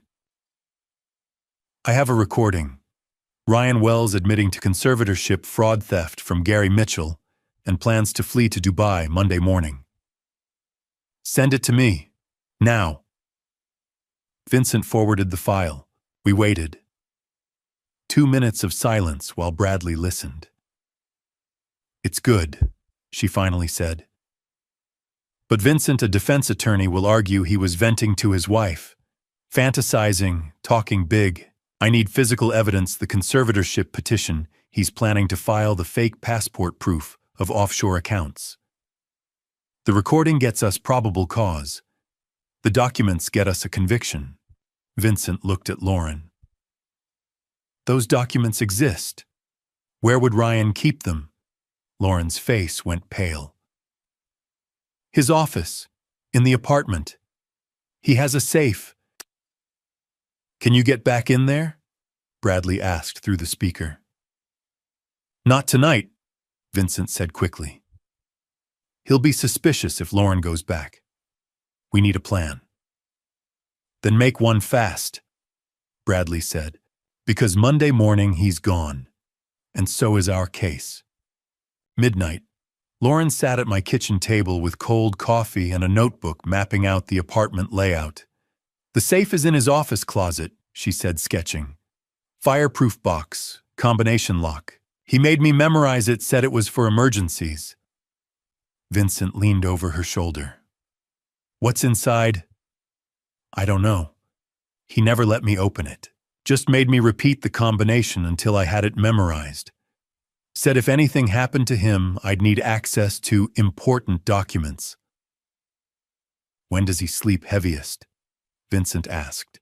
Between midnight and 5 a.m. He takes melatonin, 10 milligrams, knocks him out cold. Frank looked at his watch. It's 12:15 now. If we move fast... No. I stood up. Lauren's not going back tonight. Ryan's not stupid. If she shows up at midnight, he'll know something's wrong. Tomorrow then, Vincent said. Sunday night. One more day for Ryan to relax. To think he's safe. Lauren goes over Sunday evening like normal. Stays for dinner. Waits until he's asleep. Then opens the safe, photographs everything, and leaves. Lauren nodded slowly. I can do that. You'll wear the body cam again, Vincent said, so we can see exactly what you're finding, and you'll have a burner phone to photograph documents. Then you put everything back exactly as you found it. Why put it back? Gary asked. Because if Ryan realizes documents are missing, he'll run tonight instead of Monday morning. We need him to think he's safe, to walk into Sacramento International thinking he's gotten away with it. Detective Bradley's voice came through Vincent's phone. She was still on the line. I'll coordinate with airport police and TSA. The recording gives me probable cause for an arrest warrant. The documents will give me everything I need to make charges stick. What time is his flight? Monday, 6 a.m., Terminal B, Vincent said. I'll have officers in place by 5 a.m. We'll take him at security screening. Public location cameras everywhere, witnesses. Clean arrest. After Bradley hung up, we sat in silence for a moment. There's still risk, I said to Lauren. If he wakes up, he won't. The melatonin knocks him out for 8 hours minimum. Lauren's voice was steady. And I'll have all of you outside. If anything goes wrong, I text Tahoe, and you come get me. Damn right we will, Frank said. Vincent pulled out his laptop. Let me show you how the body cam works, and the phone camera you'll need to photograph every document clearly. No blurry shots, no missing pages. We spent the next hour planning. Backup plans, contingencies. Vincent had Lauren practice the route through the apartment from door to bedroom to office to safe and back until she could do it silently in the dark. At 2 a.m., Lauren went home to my guest room to try to sleep. The rest of us stayed at the kitchen table running scenarios. What if the combination doesn't work? Gary asked. Then she leaves, Vincent said firmly. No forcing it, no breaking in. She just walks out, and we find another way. But we all knew there wasn't another way. Not in time. Sunday dragged. Lauren spent the day at my house reviewing the plan. At 6 p.m., she drove to the apartment for dinner with Ethan. We followed our usual formation, 3 vehicles, different parking spots. I sat in the F-150 watching Unit 2C.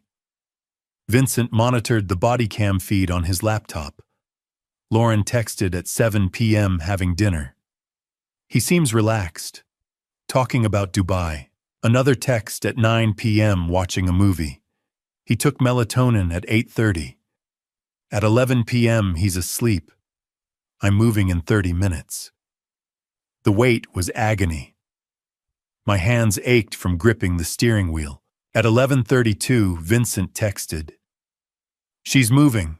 Office door open, heading to closet.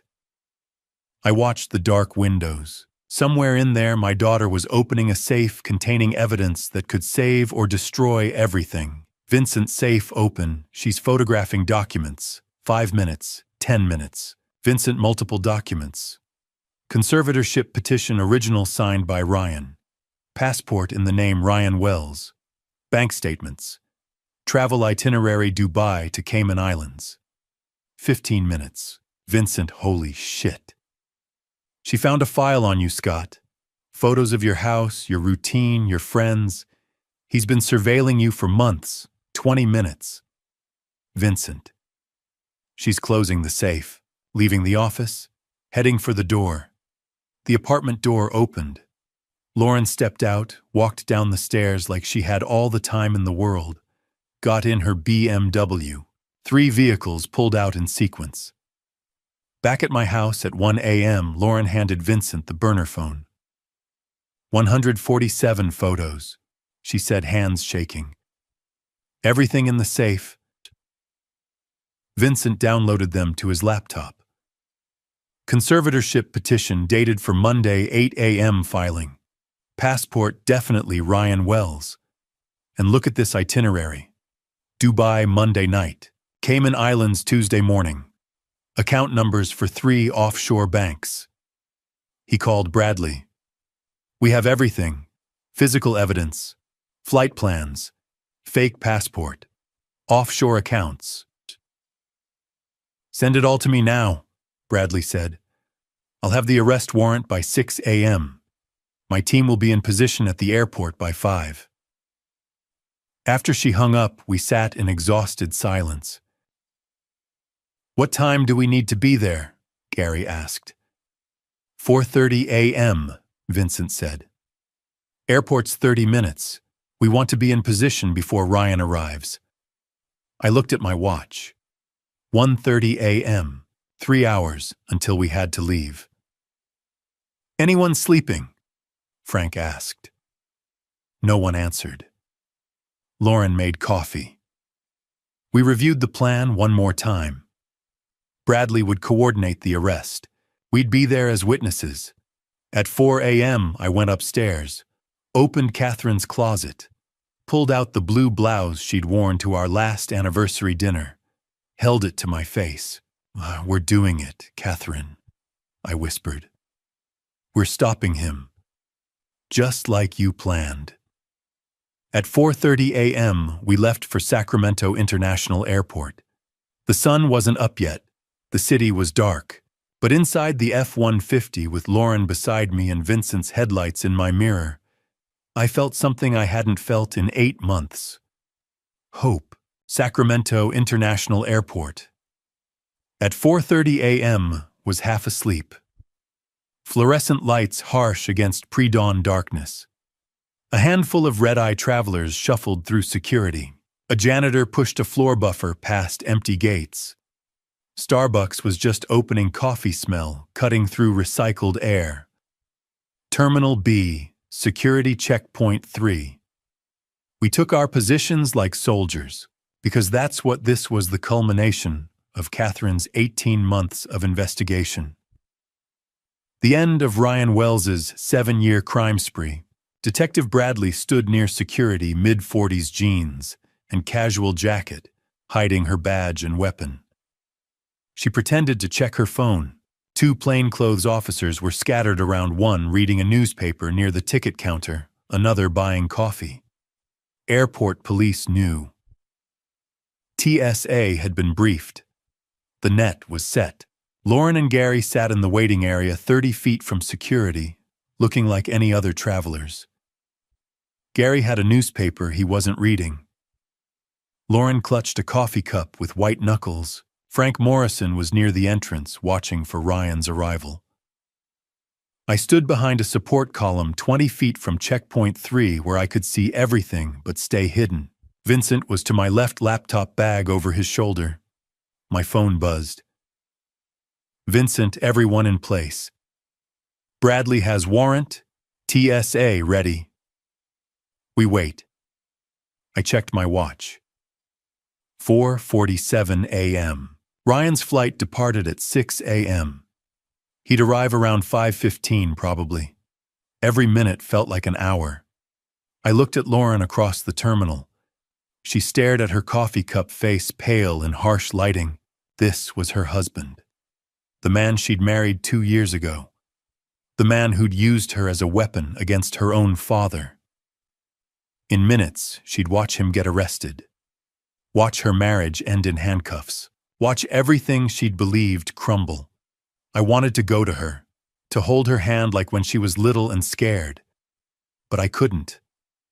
Ryan couldn't see us together, so I stayed behind my column and waited. 5:17 a.m. More people arriving. Business travelers with roller bags. Retirees heading somewhere warm. 5:29 a.m. My phone buzzed. Frank Black Lexus curbside. It's him. My heart kicked up. I pressed against the column, peering around the edge. Through terminal windows, I saw the Lexus and Uber. The driver popped the trunk. A man stepped out. Ryan Wells, our Ethan Shepard, charcoal designer suit, crisp white shirt, expensive sunglasses though the sun wasn't up. 2 large Toomey suitcases. He looked like success, like wealth, like a man on a business trip, not a criminal fleeing with stolen money. The driver helped with bags. Ryan tipped him cash, then strode through automatic doors like he owned the place. That confident swagger. The walk of a man who thought he'd gotten away with everything. My hands clenched. I forced myself to breathe. 4 counts in, hold. 4 counts out. Ryan paused inside, pulling out his phone. Checking his boarding pass, probably. Or texting Lauren some lie about missing her. He didn't know she was 30 feet away, watching with tears. He didn't know Catherine's bonds were secure in box 647, untouchable. He didn't know Vincent had spent 8 months building on Catherine's investigation. He didn't know Bradley had an arrest warrant in her jacket. Ryan Wells thought he was about to board a plane to freedom. To Dubai, then Cayman Islands, then, wherever men like him disappeared with other people's money. He had no idea he was walking into a trap. He rolled suitcases toward the ticket counter, movements relaxed, unhurried. A man with all the time in the world. At the counter, he handed over his passport. The agent briefed by Bradley took longer than usual checking it. Typed into her computer, looked up with a professional smile, asked a question. He answered laughing, still playing the part. Still the charming businessman. The agent handed back his passport and boarding pass. Pointed toward security. He thanked her, flashed that smile, turned toward checkpoint 3. Toward us. My phone buzzed. Vincent, here we go. Bradley shifted position, moving toward the security line. The other plainclothes officers adjusted, tightening perimeter. Ryan got in line behind a businessman and an elderly couple, only 3 people ahead. He checked his watch, Tag Heuer, and pulled out his phone again. The line moved. Businessman went through. Then the elderly couple, slow with shoes and belts. Ryan stepped forward, placed suitcases on the conveyor, pulled off his watch, placed it in a bin, took off his sunglasses, those cold predator eyes now visible.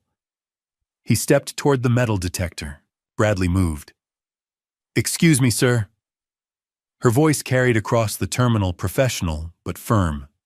She walked toward Ryan, hand moving to her jacket where her badge was. I need to speak with you. Ryan froze, turned. For 1 second, just 1 second, the mask slipped. I saw recognition flash across his face. Fear, calculation. Then he recovered. Smiled. That same charming smile he'd used on everyone. I think there's some mistake, officer. I'm just trying to catch my flight. Bradley pulled out her badge, held it up. There's no mistake, Mr. Wells. Step away from the security line, please. Ryan's face went white at the sound of his real name. His eyes flicked around the terminal, scanning for exits, for escape routes, for any way out. His smile vanished completely. The confident businessman disappeared. What remained was something colder, something dangerous. He looked at Bradley's badge, then at the plainclothes officers now moving closer, then back at Bradley's face. His expression shifted from charm to calculation to the beginning of panic. The trap had just closed. Are you still watching comment 1 right now? I want to know who's here at this critical moment. Fair warning, what follows includes fictionalized details based on actual fraud tactics. You're welcome to close the video if you prefer, but if you've invested this much in Scott and Catherine's story, you need to see what happens when that mask finally falls. Ryan's smile returned, that practiced, charming smile. He spread his hands in a gesture of innocent confusion. Is there a problem, detective? I'm just a businessman trying to catch a flight to Dubai. My wife and I have a vacation planned. Your wife is right over there, Mr. Wells, Bradley said, nodding toward the waiting area. Ryan's head turned. His eyes found Lauren standing 30 feet away, coffee cup abandoned on the chair beside her. Gary Mitchell next to her. Frank Morrison by the entrance.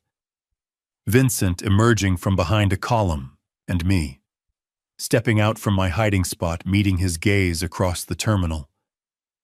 The smile died on his face. For 3 seconds, maybe 4, Ryan Wells stood completely still. I watched the calculation happen behind his eyes, the rapid assessment of the situation, the realization that he'd been set up, that we'd been waiting for him, that the trap had already closed. His gaze snapped back to Bradley, to the badge in her hand, to the plainclothes officers now moving closer, forming a perimeter around him. I don't know what you think you know, he said, voice tight, but you're making a mistake. My wife is confused. Her father has been experiencing cognitive decline. We've been trying to get him help. We have recordings, Mr. Wells, Bradley said calmly, of you admitting to fraud, to your plans to file a false conservatorship petition, to stealing $200,000 from Gary Mitchell, to your real identity, Ryan Patrick Wells, wanted in connection with financial crimes in 4 states. Ryan's face went from white to red. His hands clenched. You can't. That's illegal. Recording without consent. Single-party consent is legal in California when a crime is being planned or committed, Bradley said. And we have plenty of evidence of both. Now step away from the security line and place your hands. Ryan ran. He didn't think. Didn't plan. Just pure animal panic. The predator realizing he'd become prey. He abandoned his suitcases and bolted toward the departure gates past security into the terminal. Airport police shouted. TSA agents moved to intercept. Travelers jumped back, startled. I started after him, but Vincent was already moving. 28 years as a cop, even retired, doesn't leave you. Vincent had the angle, the training, the instinct. He cut through the terminal like a linebacker dodging a family with strollers vaulting over a dropped bag. Ryan was fast, younger, desperate. He sprinted past gate B7, B8, heading for the far end of the terminal. Maybe he thought there was another exit. Maybe he wasn't thinking at all. Travelers scattered. A woman screamed. A child started crying. Someone yelled, "Stop that man." Ryan glanced back, mistake, and Vincent closed the distance. At gate B12, right in front of the departure board showing flights to everywhere Ryan would never reach, Vincent tackled him. They went down hard. Ryan's head cracked against the tile floor. Vincent had him face down in seconds, knee in his back, twisting his arms behind him. "Stay down," Vincent growled. "Don't make this worse." Bradley and the other officers arrived seconds later. She pulled out handcuffs, snapped them on Ryan's wrists with practiced efficiency. Ryan was screaming now, not words, just incoherent rage. Then words, "Illegal arrest, police brutality. I want my lawyer." "You can't do this." Bradley hauled him to his feet. His designer suit was torn at the shoulder. His face was scraped from the tile. Blood trickled from his nose. The confident businessman was gone. What remained was a cornered animal, snarling and desperate. "Ryan Patrick Wells," Bradley said, voice loud enough for the growing crowd to hear. "You're under arrest for fraud, identity theft, elder abuse, and conspiracy to commit conservatorship fraud. You have the right to remain silent. Anything you say can and will be used against you in a court of law. You have the right to an attorney." "I didn't do anything. These people are lying. That old man is senile." Ryan's eyes found me in the crowd. "Tell them, Scott. Tell them you've been confused. Tell them about the memory problems." I walked closer until I was standing directly in front of him, until he could see my face clearly. See that I wasn't confused, wasn't declining, wasn't any of the things he'd tried to make me believe I was. "My wife spent 18 months investigating you," I said quietly.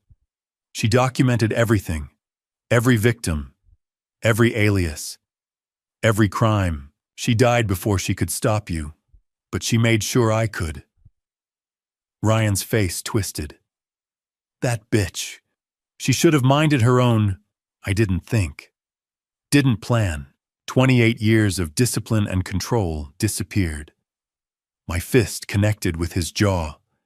Pain exploded in my knuckles. Ryan's head snapped back. Bradley grabbed my arm.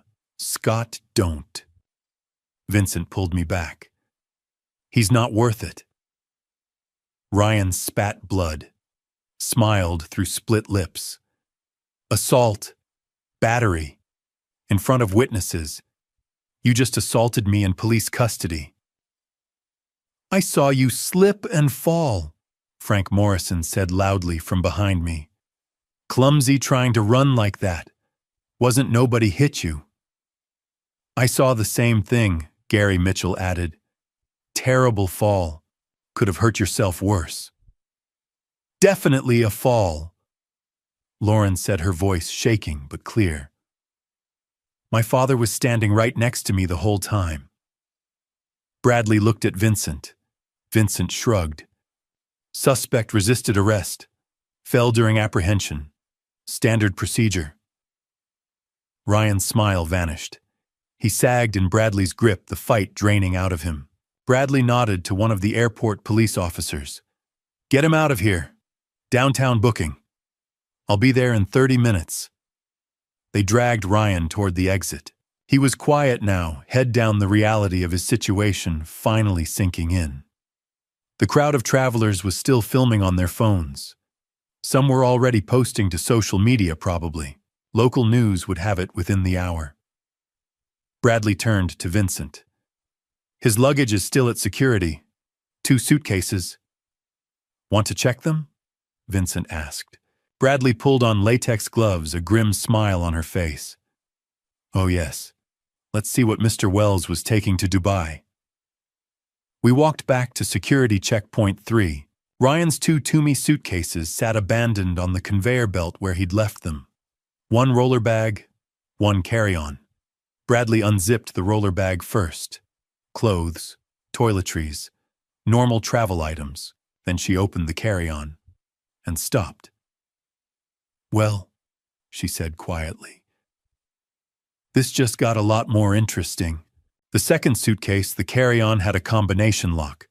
Bradley worked it with a small tool. 30 seconds. The lock popped. She lifted the lid. Nobody spoke. Cash. Stacks of $100 bills, rubber-banded. Bradley ran a counter through them. $82,000. Beneath the cash, a passport. Not the one Ryan had used at the ticket counter. This one showed his real face, different name, Marcus Williams.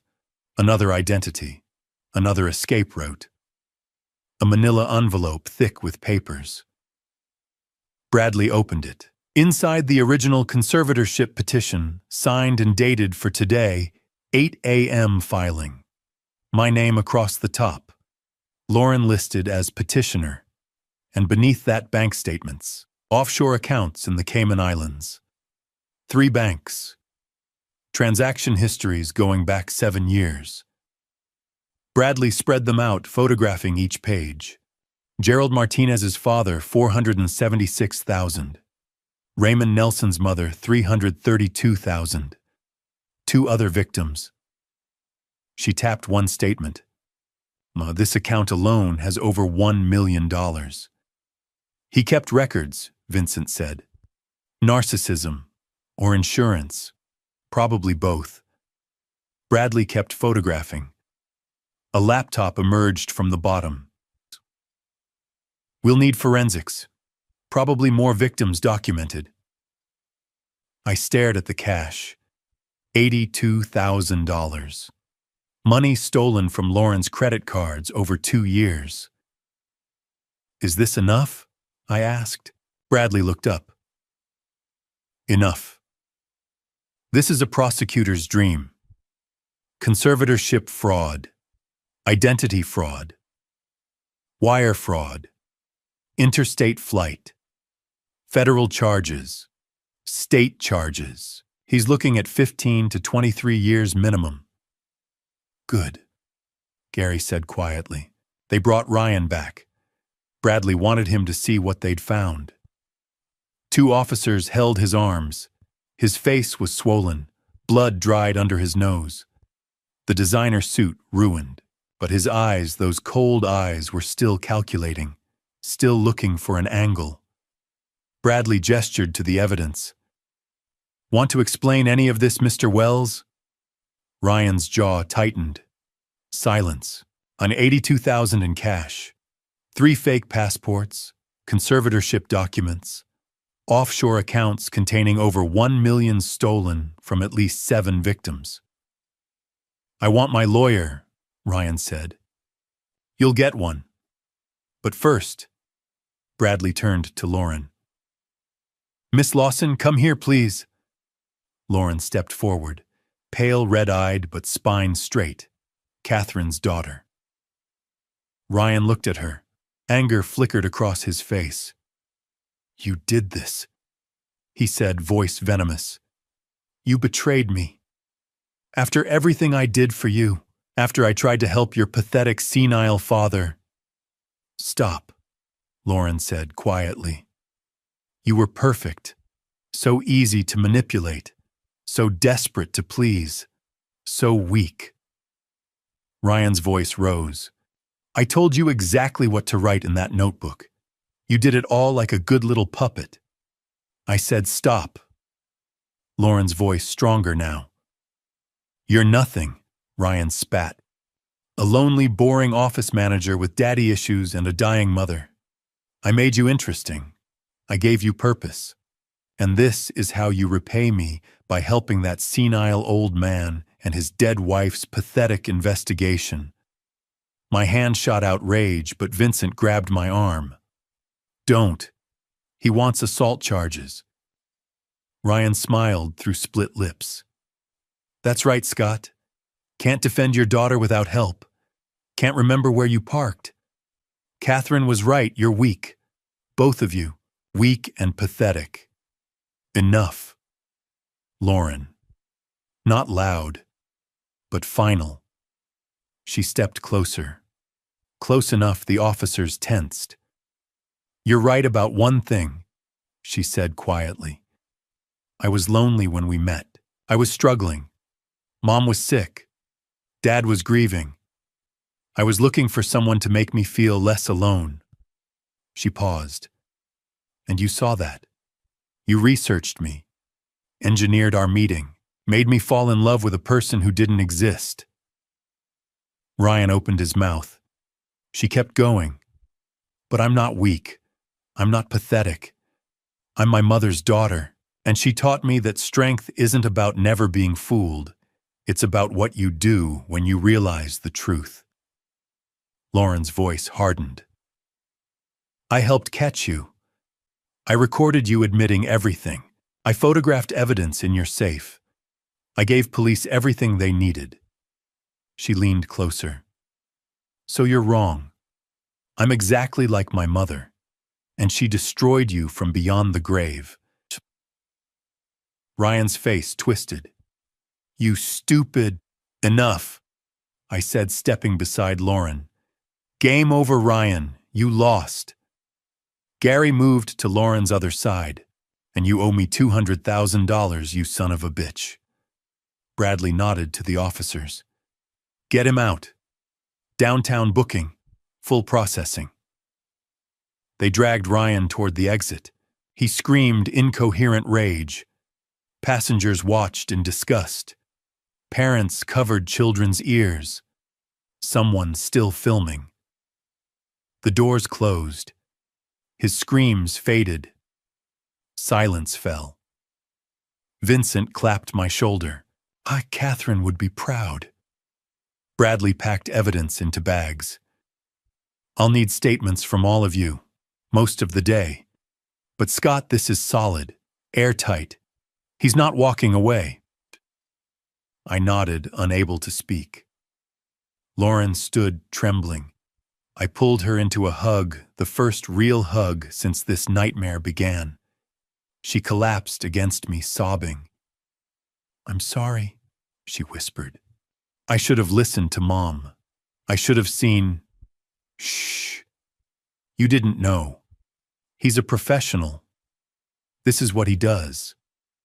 I held her tighter. But you stopped him. You helped stop him. That's what matters. Gary wiped his eyes. Frank stood quietly nearby.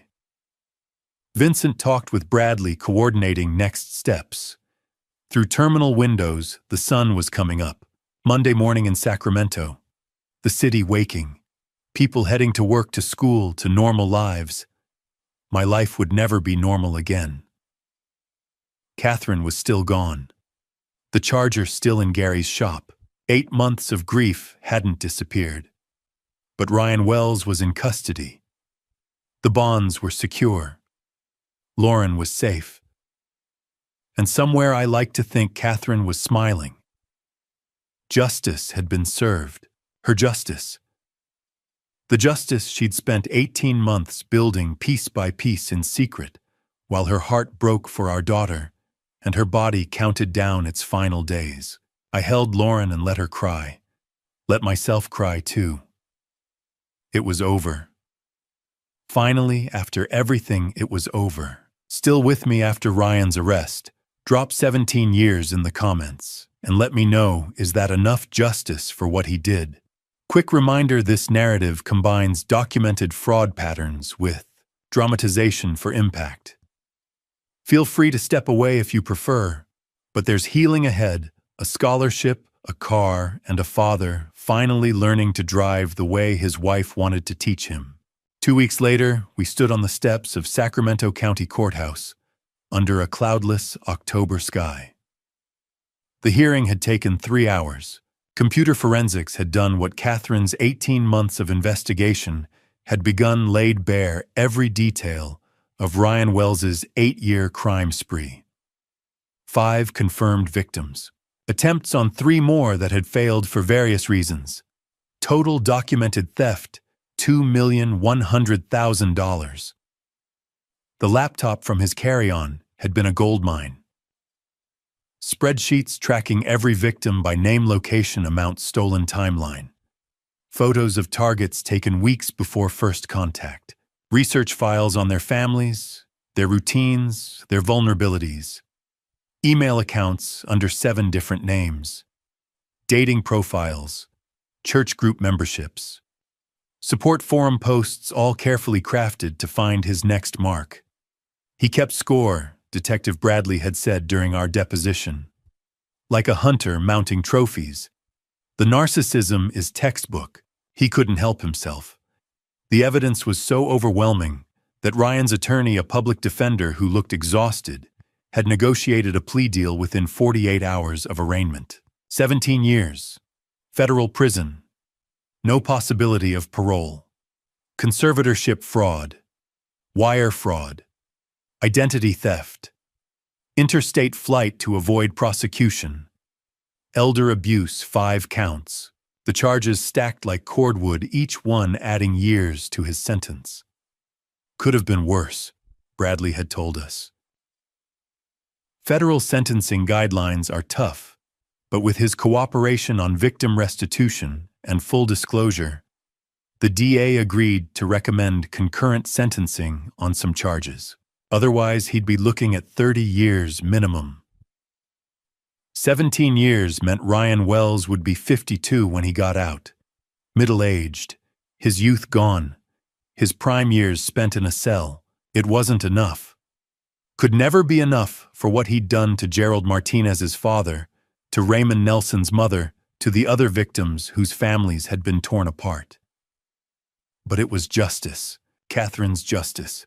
Lauren had been cleared of all potential charges within the first week. The DA reviewed the evidence, the recordings of Ryan coaching her. The psychological evaluation showing classic manipulation patterns, the timeline of isolation and control, and declared her a victim, not an accomplice. "You're free," Bradley had told her. "No charges, no criminal record, and we're fast-tracking your marriage annulment. It'll be like the marriage never existed." Lauren had cried with relief, then with shame, then with something that looked like the beginning of healing. The marriage was annulled on grounds of fraud. Ryan Wells, or Ethan Shepard, or whatever name he'd actually used on the marriage certificate, had never been who he claimed. The wedding had been built on lies. California law was clear: fraudulent marriage could be voided retroactively. Lauren Lawson was single again, free, but also lost. I don't know who I am anymore. She'd told me one night sitting at Catherine's kitchen table. I spent 2 years being his wife, being the person he wanted me to be. Now I don't know what's left. "You're my daughter," I'd said. "You're Catherine's daughter. That's who you've always been. The rest we'll figure out together." Gary Mitchell had filed civil claims against Ryan's estate.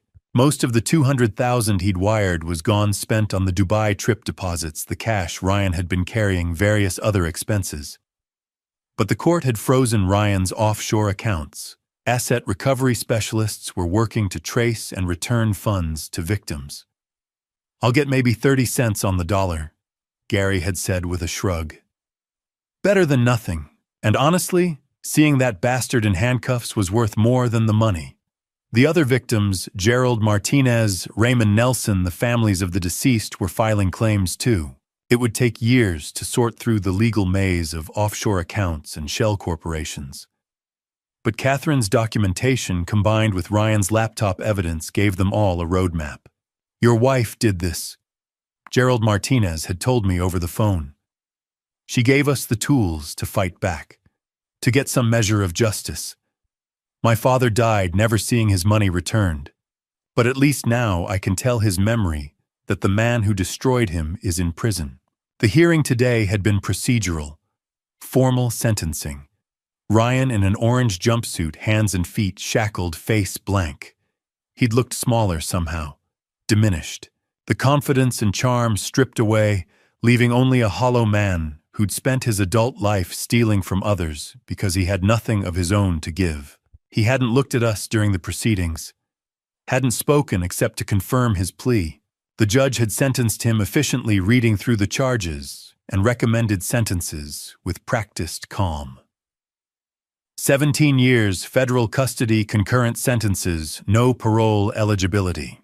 The defendant will be remanded immediately to federal prison pending assignment to permanent facility. The gavel had fallen.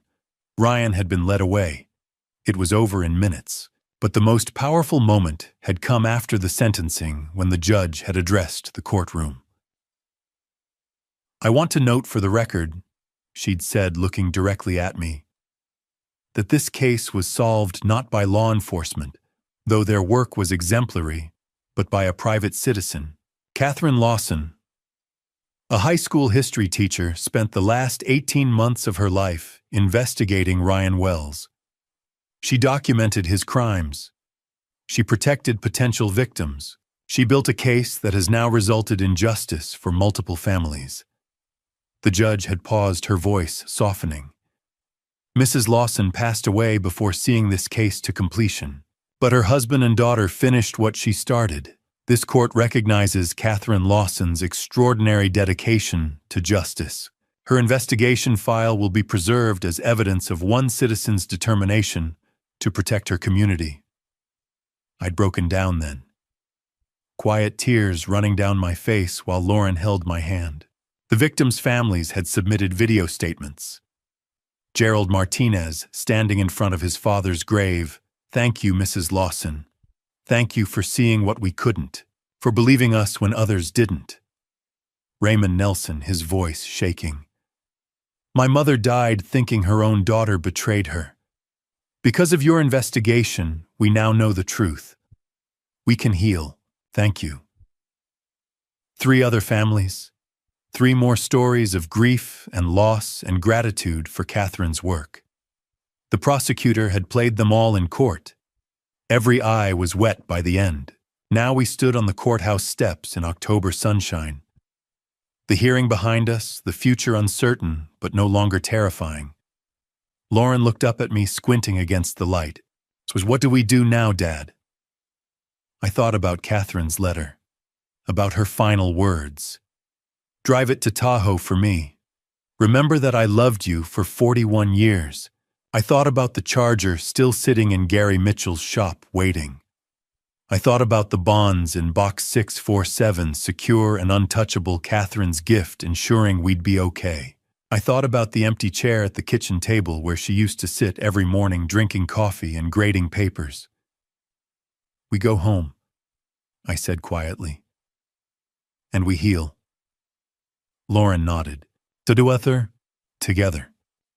We walked down the courthouse steps into the October morning, father and daughter survivors of a predator's scheme, carrying Catherine's legacy forward into whatever came next. Behind us, justice had been served.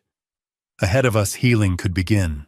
2 months after the sentencing, I was in the kitchen making coffee when I heard it, a deep, rumbling growl that made the windows vibrate. The unmistakable sound of a 440 Magnum V8. I walked to the front window. Gary Mitchell's truck was pulling away from the curb, and sitting in my driveway, gleaming like liquid sky under December sun, was Catherine's 1968 Dodge Charger RT. I stepped outside, barefoot, still holding my coffee mug. The same way this whole nightmare had started 8 months ago. But this time, the garage wasn't empty. The car was here. Home. Gary climbed out of his truck, walking toward me with a smile. Thought it was time she came back where she belongs. I couldn't speak, just stared at the B5 blue, paint the chrome bumpers, the black leather interior visible through the windows. I detailed her, Gary said. Changed the oil, checked all the fluids. She's ready to drive. He held out the keys, the same keys Lauren had taken from the hook 8 months ago. No charge for storage, no charge for the work. This car belongs to your family, Scott. Always has. Gary, I can't. The $200,000 Ryan took from you is being handled through the courts. Asset recovery team says I'll get about $60,000 back. That's $60,000 more than I thought I'd ever see. Gary pressed the keys into my palm. Your wife saved my life 25 years ago. This is the least I can do. I looked at the Charger, at the car Catherine had poured 23 years into. The car that had saved my life by hiding the evidence that stopped Ryan Wells. Thank you, I whispered. Gary clapped my shoulder. Drive her to Tahoe. That's what Catherine wanted. Don't let that dream die with her. Lauren and I established the scholarship 3 weeks later. The Catherine Lawson Memorial Scholarship Fund. Sacramento State University College of Education. Annual award of $12,000 to a student studying to become a teacher, with preference given to those interested in teaching history. We'd used part of Catherine's bonds, $122,000 enough, to endow the fund in perpetuity. The university had been honored. Catherine had been an alumna class of 1986. They'd taught her how to teach. Now her legacy would help others do the same. The ceremony was small.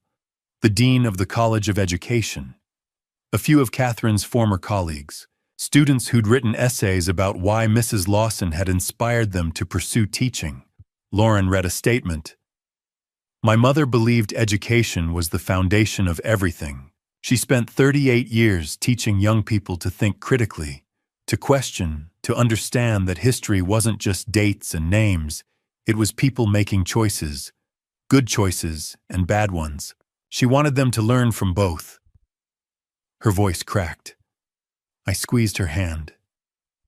Mom spent the last 18 months of her life fighting to protect our family. She didn't live to see justice served, but she made sure we'd have the tools to finish what she started. This scholarship is our way of ensuring her life's work teaching continues. The first recipient would be announced in spring. A student who embodied Catherine's values, curiosity, integrity, dedication to helping others learn. It felt right. Felt like Catherine would approve. On a Saturday morning in January, Lauren and I drove the Charger to Sutter Memorial Hospital, the place where Catherine had taught health education before moving to the high school. The parking lot was nearly empty on the weekend. Okay, Lauren said, sliding out of the driver's seat. Your turn. I looked at the steering wheel, the 3-pedal setup, the manual transmission shifter that Catherine had operated with such practiced ease. I don't know if I can. Mom wanted to teach you. She wrote about it in her journal. Lauren pulled out Catherine's restoration journal, the one I'd found that first morning in the empty garage. She opened to the last page. Look. Catherine's handwriting dated a week before she died. Note to self: next weekend, teach Scott to drive the Charger. Start in the hospital parking lot, flat empty on Saturdays. He'll stall a few times. He'll get frustrated. But he'll get it. And then we'll drive to Tahoe together. Windows down, music up. The way Dad used to drive me. Scott needs to know this car. Needs to understand it's not just metal. It's memory. It's love. It's the bridge between who we were and who we're becoming. Drive it for me, Scott. When I'm gone, drive it for me. My vision blurred. I wiped my eyes. Come on, Dad. Lauren's voice was gentle.